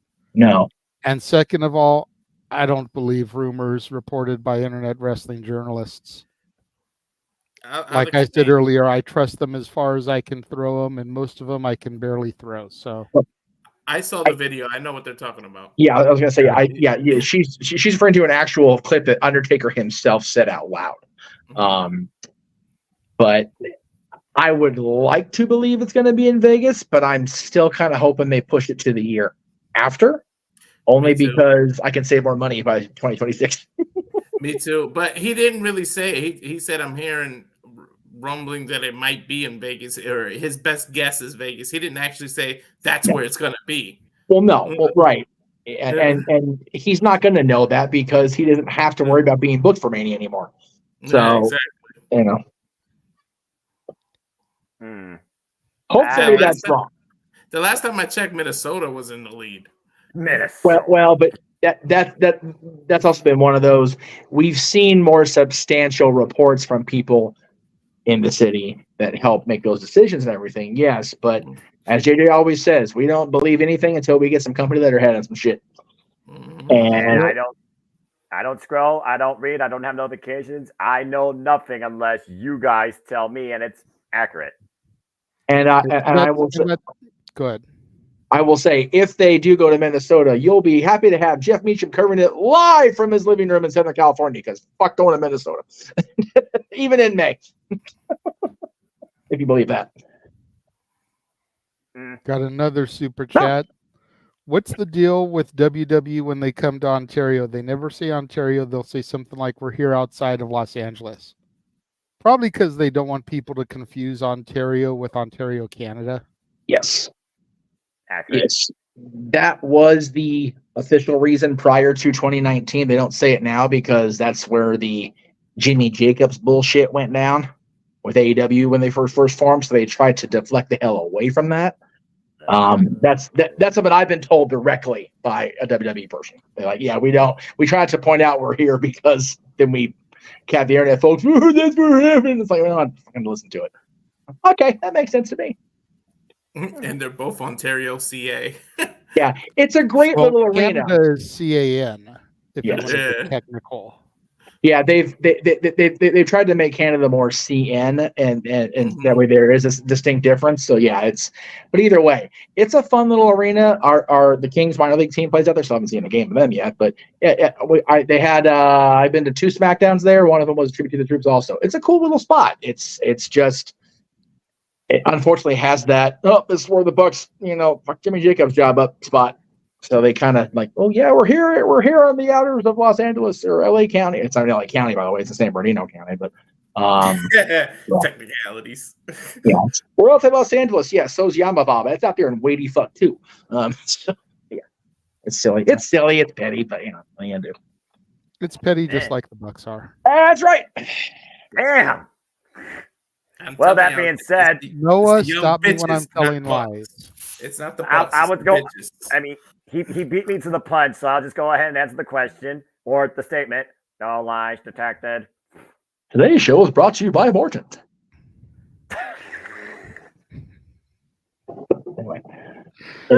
Anyway. I've got a Morton somewhere in here, but we don't. None of the rest of you sent me lists here. I don't use the Morton, so I don't know where it is. All I'm gonna say, I'm the simple man that barely speaks. So I'll say all I'm gonna say is this: to those that gave more than they needed to the WrestleMania, thank you. Enjoy time out with your families. Monday Night Raw, build original main event, single level caliber female WWE superstars. Yes. And really bring us something special out of this Royal Rumble. Wow, no, you're Battle Royal. Fuck everything. Battle Royale on Monday Night Raw. To your point, building more main event caliber women. I think that's what's going to happen with Queen of the Ring. Yes. I hope you're right, personally. Because if I had to place a wager now on 420, no, I'm not high. I don't do that. I am. But if I had to place a wager Just hear speculation. Tiffany Stratton is going to win Queen of the Ring. Roxanne Perez will take Money in the Bank. Ooh. Okay. The Interesting. center of the universe as the Queen of the Ring. Oh, right. It just Right. writes itself. Yes. That's Yes. fair. That's very fair. And if Roxanne goes through all of this to get her baby back, just to have to cough it up when she gets drafted, you don't think she's going to try to do everything she can to get that briefcase so that she can claim dominance on the main roster? Wherever she goes. Wherever she goes. Just something to think about. It's a fair. I'll fair tell you point. this, And, brother. and I'm just saying it like this. If she's still champion, Roxanne Bailey, Yes. No, right? Yes. I'll say this. Whoever comes out of the Battle Royal as champion will further the theory making for Queen of the Ring and Money in the Bank. That I agree with. Because right now you got a focused baby- battle royal. you got a baby face, possibly a tweener, we'll call her, in Bailey on SmackDown. So if a baby face wins the Raw title, then you almost have to have a heel be Queen of the Ring and Miss Money in the Bank. Queen of the Ring is just in and of itself is meant for a heel, because who else can be arrogant and say I'm the Queen of the Ring? 'Cause you really don't want a baby face walking around the Queen of the Ring. It fits a heel persona better. seriously, think about it. With the exception of Bret Hart, how many King of the Rings have been babyface? Especially if you go back and just look at the pay-per-view lineage. Shamrock, that's it. Owen Hart, That's heel. Yeah. Yeah. And Shamrock was like a tweener. Yes. If that. Yes. Harley Race was one of the best King of the Rings. But that wasn't pay-per-view. Yeah. Yeah, no, I It's- know. yeah, Owen and- Hart, Mabel, Austin, Triple H, Shamrock, King you know, Ass. Let's switch to King Big Ass, King Ass. Billy Gunn. Yeah. You've got Kurt Angle. Anchor, baby. Edge was a babyface. Oh, yeah, won he King of the was. Ring. Yes, he was. Yes, he was. Because Okay, at first Christian he turned was. on. Because Christian turned on Edge. Yeah, you're right. At first he was. You're right. I'll give you that. Shit, Christian could have made a good King of the Ring if they did that right. Edge was No, you know what though? Christian turning on him by throwing the King of the Ring trophy on him was just mwah. Yeah, it was. Especially it looked like the Stanley Cup on top of it. That was just a brilliant Canadian booking. That's what you were saying, JJ. I agree with you to an extent, Arlene. But if we really want to get right down to it, most of the women's roster struggles on the mic. Yeah. Yeah. Especially With the exception of maybe Charlotte, and she's out of action still. Yeah. Mm-hmm. You know, half of the roster men barely too. speaks good English. Yeah. Quarter of the roster has thick accents that you can barely understand half the time, like Dakota and Becky. Yeah. And the ones that do speak good English fumble quite a bit. Yeah. Even long tenured veterans like Natty aren't the greatest on the microphone. No. Money in the Bank is in July. Yes, early July. When was Charlotte's injury timetable? 9 months, I think. Okay, too soon. Okay. About to say. But, She went- I'm not with it's that on also, the- we're also talking about Charlotte, and you said what a beast she's been in the gym. No. Yeah, she it's could end up Super Cena-ing it. I mean, she's Super Charlotte. she could. I don't want to wish that on the universe. Let me be clear. I know people don't like Charlotte. I do, and that's fine. But it's just something. And like I said, everything hinges on Monday, which is good because it should hinge on the championship being won. Everything should revolve around titles. That's how wrestling goes. That's what Dynasty's going to be for the most part. Oh, dude, I can't believe that's tomorrow. I can't believe I have to miss every bit of it being on the road. I'm so mad at things right now. Oh, I'm so mad. All right. So that is going to just about wrap up the topics for the night. We are going to take a long commercial here. We're going to run the Gary Hebert trailer. Right on. I want to go grab me a drink. I'm out of water. I've finished my cookies and cream milkshake that Kyra made for me. Hey, there you go. So I need to get me something to kind of wash the ice cream down. That's fair. If we get any super chats during the trailer, we'll address them when we come back. If not, then we'll just go to the shills. Sounds good. We will be back.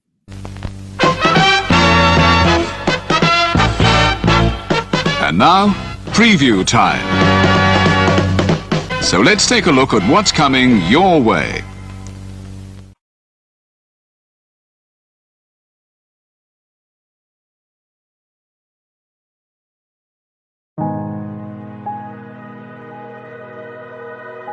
Gary Hebert, the man, the myth, the legend.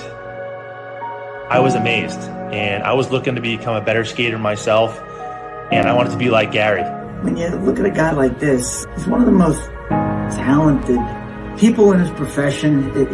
He's been given gifts by God. It can get frustrating at times when you're trying things that, that maybe don't come as quickly to you as other things. And, you never really felt that sense of frustration with Gary. It was always about improvement and positive reinforcement. Was it really the end? Was that head injury really the end? God has called Gary to continue to be a blessing to others and to be a passionate example. My name is Gary Hebert, and this is the World Academy of Hockey, otherwise known as the Inside Edge. I would recommend anybody that have a chance to come to his hockey school. I think it'd be well worth it. It'd be rewarding to all the kids and anyone he coaches, from whether it's an adult, a professional player, to a little kid like a Mike or a Squirt. Gary, from day one, has been instrumental to my hockey career. I started out as a potential Division III player, and Gary brought me single-handedly through high school and into a top Division I prospect. I owe it all to Gary, the biggest legend on and off ice there's ever been. Listen, watch, learn, be confident, and have faith.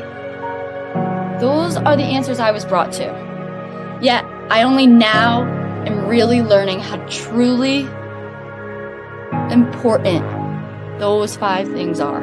Through preparation, through appropriate thoughtfulness and thinking, we can learn to untie the typical knots between our ears that drive us into underachievement and underperformance. And lo and behold, we can learn, I think, to fulfill our God-given potential. Gary has the innate ability to make people not only better players, but better people. The life lessons they learn from Gary are incredible. I can always remember leaving that rink knowing as a player I got better, or I had something to improve on to get better. And I think that's what you excelled on as a coach, is giving us the knowledge to know what we needed to do to get better. There's coaches who know the game, but can you communicate and create passion in your kids and in your players? And Gary's able to do that. Gary's got great knowledge and the great hands, but more importantly, his ability to connect with people and care for them. His communication skills, to me, really stand out and separate him, and that's why he's one of the best, in the world. Gary's a legend. He's a special man.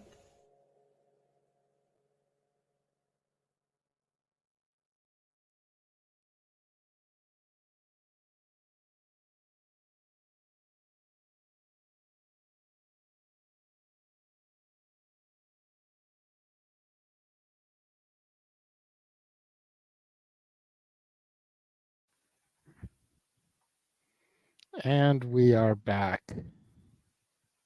This was great from Emmanuel.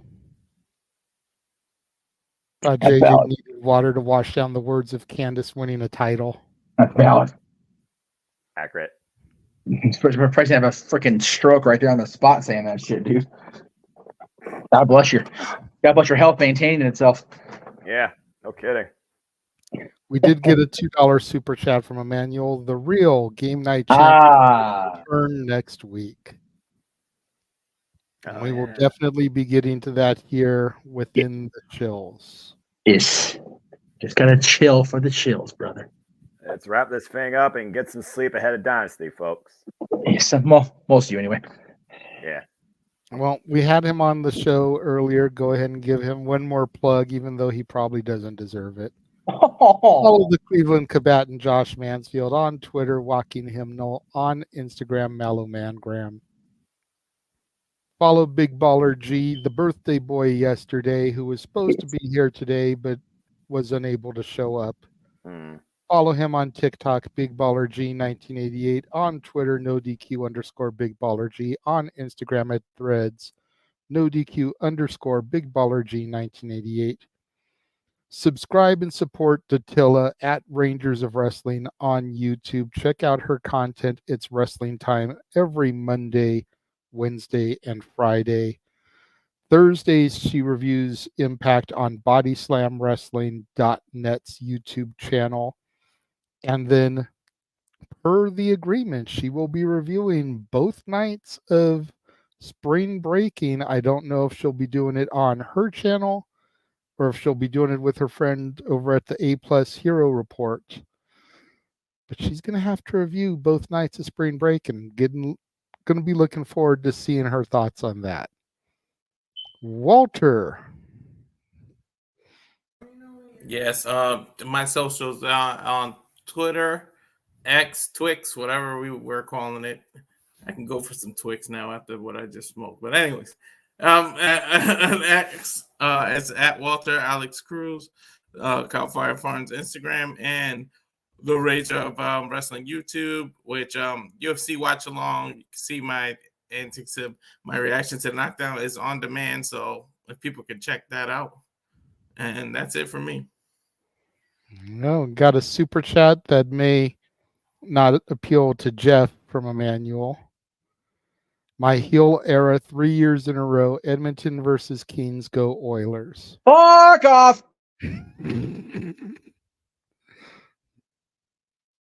What are you looking at?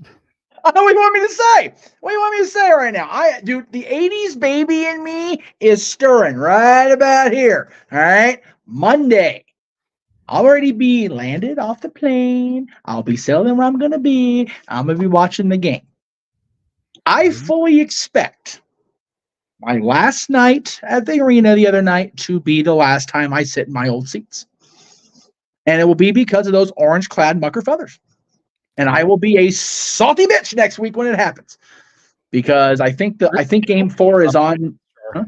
What happened? This week you'll be the one on the Martin Star. I think I will, because I'm pretty sure, see, Monday, Wednesday, game 4 will be Sunday at the earliest, I believe. So the series won't be over by next open mic night, but we could very well be on our heels. There you go. So come, I'll tell you what, come Star Wars night, there may be some Sith mind tricks going across the multiverse, because I'm going to be a pissed off ginger. Anyway. But we will get there when we get there. I know.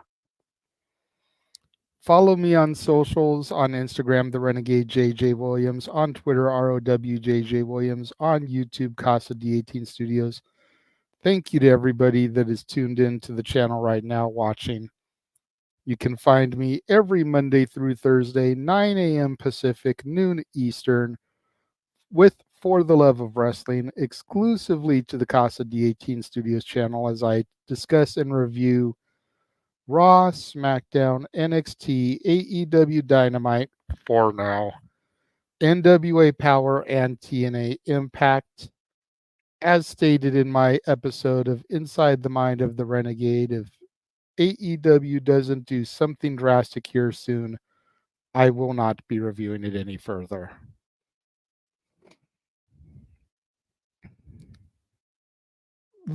Mikey was here earlier, so another shout out to him. Make sure you follow him and Dory Lou on the social medias. On Facebook, Dory Lou Hathaway and Mike Caldwell. Twitter, Hathaway Lou and LB StatKid 1977. Instagram, Dory Lou and Statboy13. Is this the right graphic? Yay! Yeah, it is. Make sure you tune in. Woo-hoo! Every Tuesday, 4 p.m. Pacific, 7 o'clock Eastern, for Stat Boy Sports Bar. Follow Greg Cherry on the socials, at Greg Cherry Brand.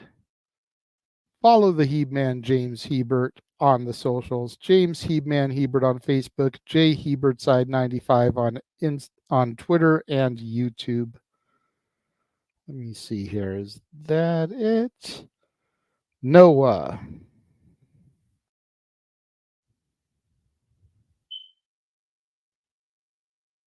Noah Foster. It's your turn to chill. He might be on mute. He might be. Don't know. Oh, I'm sorry. I was on mute. I was taking care of something else too. Again, I was ECB. you know me, guys. I barely speak, but I'm always happy to collab and cooperate. Always appreciate all of you. But people want to follow me if you choose on YouTube and the Twix, the Twitter, whatever you want to call it. I'm just going to give it to you.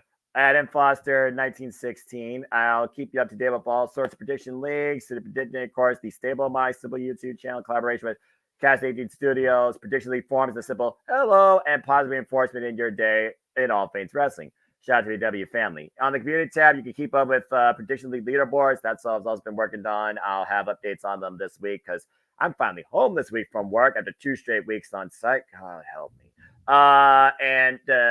Stay tuned to give your own simple assessment for all the biggest shows we covered at the Minute Most Media, including what we did with TNA Rebellion. Fucking phenomenal pay-per-view. Looking forward to covering AEW Dynasty with my friends here at the Multiverse of Media. And stay tuned. As always, I'll keep you in tune with what's ahead in all things wrestling as we will simply predict, simply cover, and simply talk about to follow in the ongoing era of the new era that is the continued era of this industry known as professional wrestling. All right. I think I will tune it over to you for the rest of the shows here, sir. All right, let's do this. Is everything in order? Because it looks I like don't it's think a little out of order. Probably not, because I had to kind of throw shit up there last minute because I was trying to get on the air here as we were going along. I went too far. I'm in the videos, so let me just go ahead and go over here. All right, scroll uppity up. There we go. So of course tomorrow, AEW Dynasty will be live across most forms of pay-per-view except Bleacher Report, apparently, which we are all very happy about. Yes. 6 p.m. Eastern, 3 p.m. Pacific will be live with the coverage. JJ will be at the button as well as possibly color commentating. James did say he'd be there tomorrow, but shit happens as we do across the multiverse. To my knowledge, I'm only going to be on color for 3 matches. About to say. Valid. That's the fair. Bucks FTR, because we know how he is with that. Yes. Then I will be on the call for the 2 women's matches. Yes. Cool. Because I love me some Willow. Yes. And well, me and Noah are both going to be going timeless for that match. So damn it! Did you figure out how to do that? I did figure out how to go black and white. Look at you! I just need to put It took a little bit of investigating, but you know it made it work. Is my make sure you have the graphic also in black and white and the black and white background. Our headers in black and white. I don't know if I can do all that, but I will. I'll work on that before I head for LAX. God. Timeless call. Shoot me, please. Oh, damn it. There it goes. I'm guessing my old Chromebook can't do that, so I'll definitely get a new computer soon anyway. I'm on the phone now. So. Damn it, you guys suck. All right. So, yes, that'll be tomorrow, of course. I wish everybody well. I wish most of the AEW roster well as well.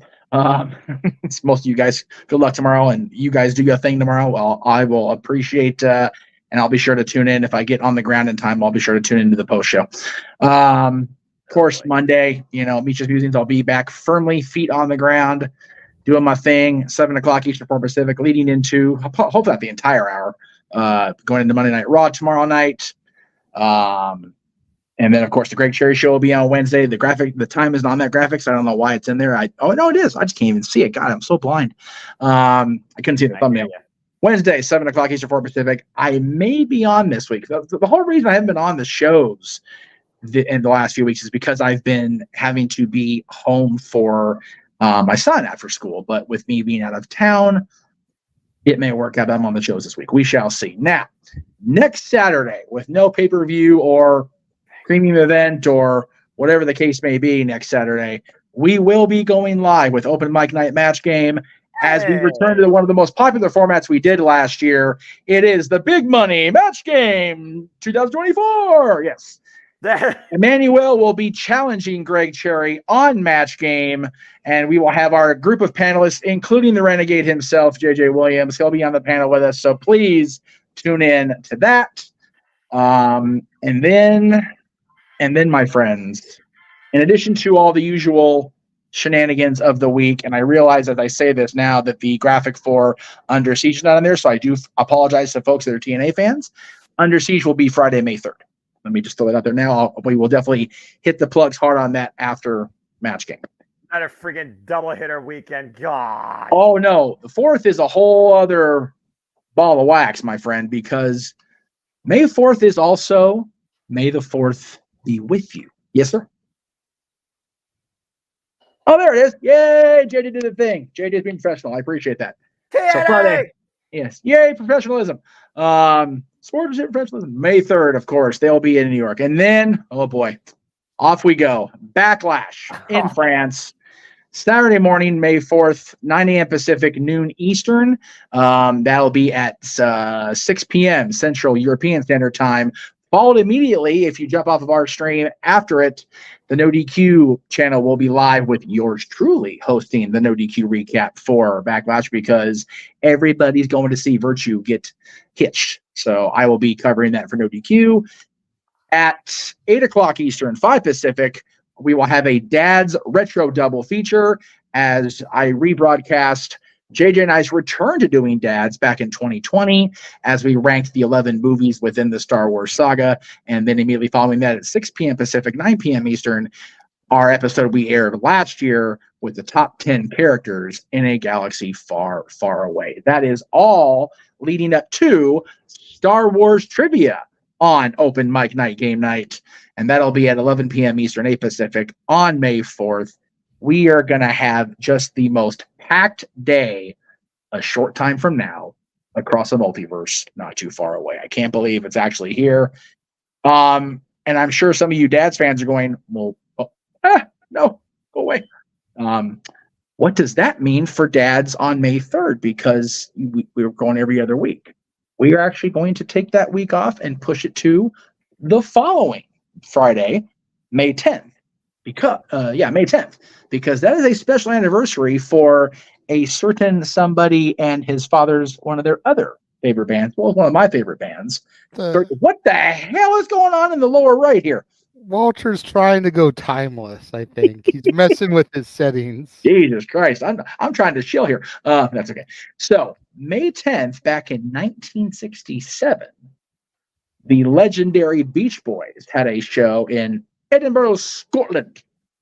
And on the anniversary of that show, JJ and I believe your father, if we're trying to book that, the top 10 Beach Boys songs.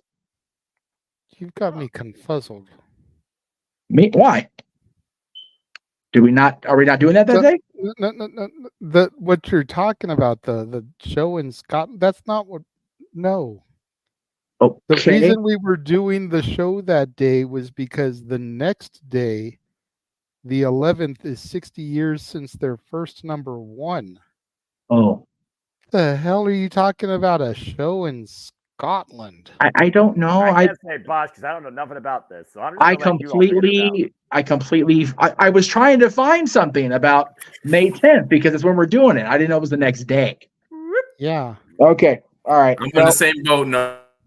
Okay. Well, in that case, JJ, what are we doing on Dads on Friday, May 10th? Like Jeff said, we're doing the top 10 Beach Boys songs because the next day, May 11th, will be 60 years since their first number one, I Get Around. Oh, wow. That's awesome. That's a great anniversary celebration. Good job booking, JJ. Damn it, Jeff. Dude, my mind is elsewhere. That's more than clear.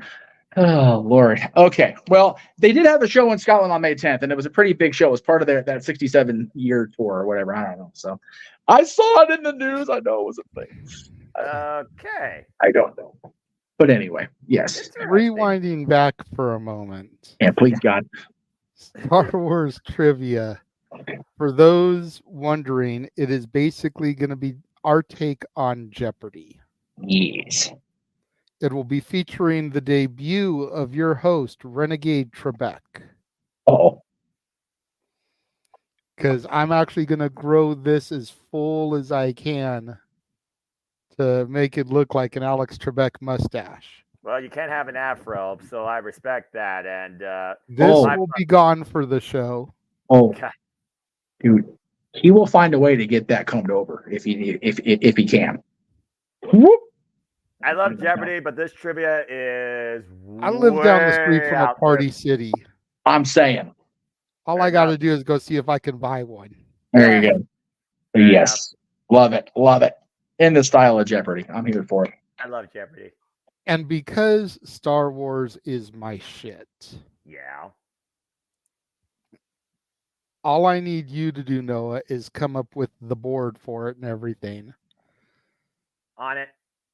And I will give you the categories. I've been writing the questions. I've already got 3 questions for 3 categories completed for the Jeopardy round, 3 for the double Jeopardy round, and I've got the final Jeopardy question done already. I just need 3 more for each round. I've still got a little over a week to make that happen, almost 2 weeks from today. Yeah. Because it's not past midnight on the West Coast yet. Not quite. So I've got 2 weeks from today to fix it. Hopefully by the time we go live with Match Game, I will have the questions for the Jeopardy that I can get you. Okay. I've got 2 weeks to get my Johnny Gilbert voice ready to go. I say you gotta do that. You gotta do that intro with some justice, man. Oh no. Like, it's funny when he really started inflecting on cash winnings. Oh, of course, yeah. Hell yes. Kokomo's a beautiful song. But yeah, I forget when it may have been before Alex died, I forget, but Johnny Gilbert really started inflecting the word cash winnings on the champions description. Yeah. And since Greg's in, I can give him that proper intro. I've been working on it. Trying to get it back because I did that for a while. I was really good at it. It made my dad pop every night at 7 o'clock. It was funnier than shit. So Gotcha. I'm working on it. I'm ready. I forget who the Johnny Olsen's the match. Johnny game. Olsen. He's the old school guy. He was from like a Match Game even. So don't worry, I got you for Match Game. I'll say, yeah. So Johnny Olsen, I can probably pull off if I listen to because Match Game's on the air every day anyway. So I'll work on those the next 2 weeks. I'll work on it. I got it. This is gonna be fun. I love Yes. This excites me. I love producing these. It does. But, and sorry. So just to throw it out there to the viewers at home, though, because we're going to need 3 contestants for Jeopardy. We'll have our reigning defending champion, whoever survives Match Game, whether it's Greg Cherry or Emmanuel. Yes. We'll need 2 challengers to go up against them in Jeopardy. Yep. Can't be me. I'm the one writing the questions. Can't be me. Can't be Jeff. I've been bouncing the questions off of him, so he knows what some of them are. He doesn't know all of them. Yes. But he knows some of them. So that wouldn't be fair. No. Noah is our tech man for the game shows. He's either tech man or he's host. He's one of those 2 when it comes to the game shows. Because those are his strengths for that. You're too nice. Daniel's going shit. He said if he wants to win Match Game now. And I don't know enough about Star Wars to make it competitive. So, dude, I would say call a friend in, but Bruce would play right these motherfuckers. I mean, you can ask Jeff, because like I said, I've bounced some of the questions off him. I feel like I've made the questions pretty common knowledge. At least the 3 lowest increments. Yeah. Should be stuff that the casual viewer should know pretty easily. The 200, the 400, the 600, basically. And 1, 2, 300 for the original round. Yeah. Yeah. You're going real old school. Oh, yeah. But the 400, 500, and the 800,000, those get a little bit trickier. As they should, because they're higher dollar values. Yes. Yeah, he threw one at me. I'll tell you right now, he threw one at me I did not know, and he threw one at me. Another one I had to think about, and I didn't know the answer for the reason that people should know the answer. I'll put it that way. Fair enough. And there are a couple answers where I have like the answer, and then I have slash and a secondary answer. Like the judges will accept that. Yes. Yeah. Yes. So it'll be good. I think this will be a really good one. And again, considering that Star Wars is totally my shit. Oh yes. Yeah. That's why I'm stepping into the host role for this one. I've got to be the one out front for that. Right. And just make sure the contestants understand how Jeopardy works, because their answer has to be in the form of a question. Yes. Yes. We won't make you answer like Yoda, don't worry, but it has to be in the form of a question. Okay. I We're thought gonna about do it, this though. shit I was right. going to. We're gonna do this shit right. I'm gonna produce this shit. We're gonna do this shit right. We are leaning so hard into this day. It's a big day for us anyway, because JJ loves Star Wars so much, and I've been into it a lot in the last quarter century, and especially the last few years now that Disney got their hands on it. And yes, the movies are what they are. Don't start at me, and I ain't got time for that shit. I gotta go to bed. But Star Wars being a part of the Disney parks is just so fucking cool. I remember bringing him and his girl and the kids we had with him at the time into Galaxy's Edge for the first time. And I did we get reactions on film or on video? I don't think so, no. Yeah, I meant to. Every time I've brought a fan, even a casual fan back there, and some get teary because it's that well done. And remember, it's immersive. It's so, you feel like you walk out of Disneyland on a walking path between Frontierland and Fantasyland onto another friggin' planet. It is so awesome. And I am so happy that I got to be a part of that with so many people. And we're talking about a Star Wars marathon on May 4th for a channel that broadcasts wrestling, which is good for them. It's because of this guy we have what we call the Williams-verse binge. Because we've got the movies, we've got the TV shows, we've got the holiday special, because god damn it, that should be watched by everybody at least once, just for the mind fuck of it all. And considering Walter's been smoking, this might be a perfect opportunity for him to watch it tonight.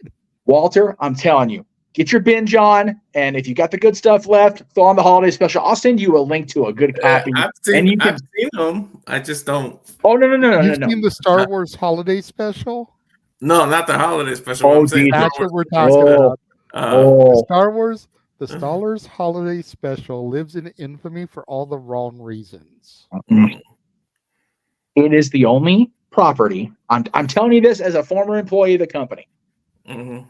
It is the only property in the Star Wars library that will never see a legitimate light of day on Disney Plus or any released video media. Legitimate, I say. Because bootlegs are all over the place. Because there is more cocaine in that special than there is in an 80s WWF locker room. Damn. And I am not exaggerating when I say that. Pick a year in the 80s for WWF. Everybody thought that the planet of Hoth was covered in snow. Oh, no. It's covered in cocaine. Oh, yeah. And this is the fan you guys were talking about a while back. Yep. Yeah. It all circles back. No, it's a circle of life and shit. Carrie Fisher was so coked out of her mind while filming it, like you can see it in her eyes. Yeah, she is fucked up in this movie. Yeah, I remember this conversation. Oh Lord. It was broadcast the year after the original movie came out on CBS, and it only ever aired once as far as like 1 year that I'm aware of. Because George Lucas said, never nope. shown again. George said, nope, not today. I'm good. Went into a black hole. The only reason it's acknowledged at all on Disney Plus. If you watch, there's in the vintage section, there is a cartoon about the origin of Boba Fett that occurred within the celebration of Life Day. And the description does mention that it was broadcast on a holiday special. You're never going to see anything else of it. And if they do, that means Kathleen Kennedy finally went against George Lucas's wishes. I'm telling you. And if it wasn't for the fact that books, extended universe aside, special editions, putting them into A New Hope aside, that was the debut of the Boba Fett character. Yes. Who then played prominent into The Empire Strikes Back and died in Return of the Jedi. Like, if it wasn't for that segment, it wouldn't even be on Disney Plus. But because Boba Fett is such a loved character and that little cartoon is what introduced us to him, that's why it's acknowledged Roman Reigns style. Yes. It is part of the bid for a reason. And Emmanuel, I'm going to disagree with you. It doesn't even get on the tracks properly from the opening minute. This is fair. That shit is crazy from jump. Dude, like the first 10 minutes, I shit you not. The first 10 minutes of the special is Chewbacca's Wookiee family speaking their Wookiee language with no subtitles. Nope. So you've got no fucking clue what they're saying. It's just these Wookiees Yes. for 10 minutes. To answer your question, Walter, yes. If you need to go for it, brother, because we're just riffing about the movies, the holiday special at this point.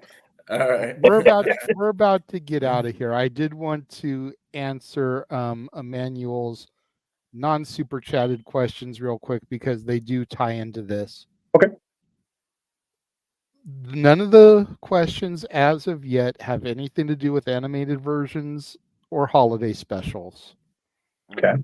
There is one whole category about The Mandalorian, though. There you go. So I would at least watch the first season of that. Okay.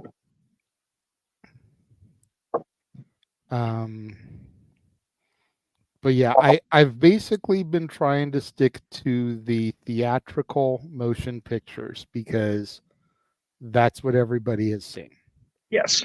Even the casual fans, once when I was a wee lad, I watched Star Wars and I learned that Darth Vader was Luke Skywalker's father. What? That's probably one of the only things I know about Star Wars, and I've seen nothing in any way from it. But I've basically I know the line's always screwed up. Go ahead, Judy. But I've basically just tried to stick to the 11 movies that Jeff and I ranked. Oh, Jesus Christ. 11 movies in that freaking shit. I figure there's 3 trilogies. That's only if you count the theatricals. There's also 2 made-for-TV Ewok movies. Yep. Then there's the Clone Wars cartoon movie. Yep. Then there's the Ewoks and Droids cartoons from the 80s. Yep. Then there's the Clone Wars, the Bad Batch, the Mandalorian, Andor, Kenobi, the Book of Boba Fett. I'm sure I'm forgetting some others. Ahsoka. Yeah, thank you, Ahsoka. But I'm not going through all that because I haven't even seen all that shit. Right. I didn't even get through the first season of The Mandalorian. I did. Because shit came up and I didn't really, get to finish it. Yep. It was addicting. I had binge watched that out of it. So yeah. So I basically tried to just stick to the movies. Phantom Menace, Attack of the Clones, Revenge of the Sith, A New Hope, Empire Strikes Back, Return of the Jedi, Force Awakens, the one we don't talk about, The Rise of Skywalker, Rogue One, Solo. The Last Jedi is the one we try. I was going to say, don't leave them hanging because I'm like, wait, what the fuck do we do? If you're on Disney Plus, you're good with the 9 movies, guys. You're plus Solo and Rogue One. Why my colleague dragged me to Solo, I'll never understand in my life. I still because again, anticipation was a thing. If you don't know going in, you don't know. But if you know going in, you do that, you're a bad person. Yeah. Oh, go ahead and take off, Walter. Good night, brother. Yeah. Thank you, brother. Appreciate you. Appreciate you, Walter. I literally was just doing this the entire time, like with no reaction. But again, if you've not seen the rest of them, there's no context anyway. Exactly. You've got to at least see A New Hope, Empire Strikes Back, Return of the Jedi to even give half a damn about the backstory of Han Solo. Yes. Yes. You've at least got to see those 3. That ain't never going to happen.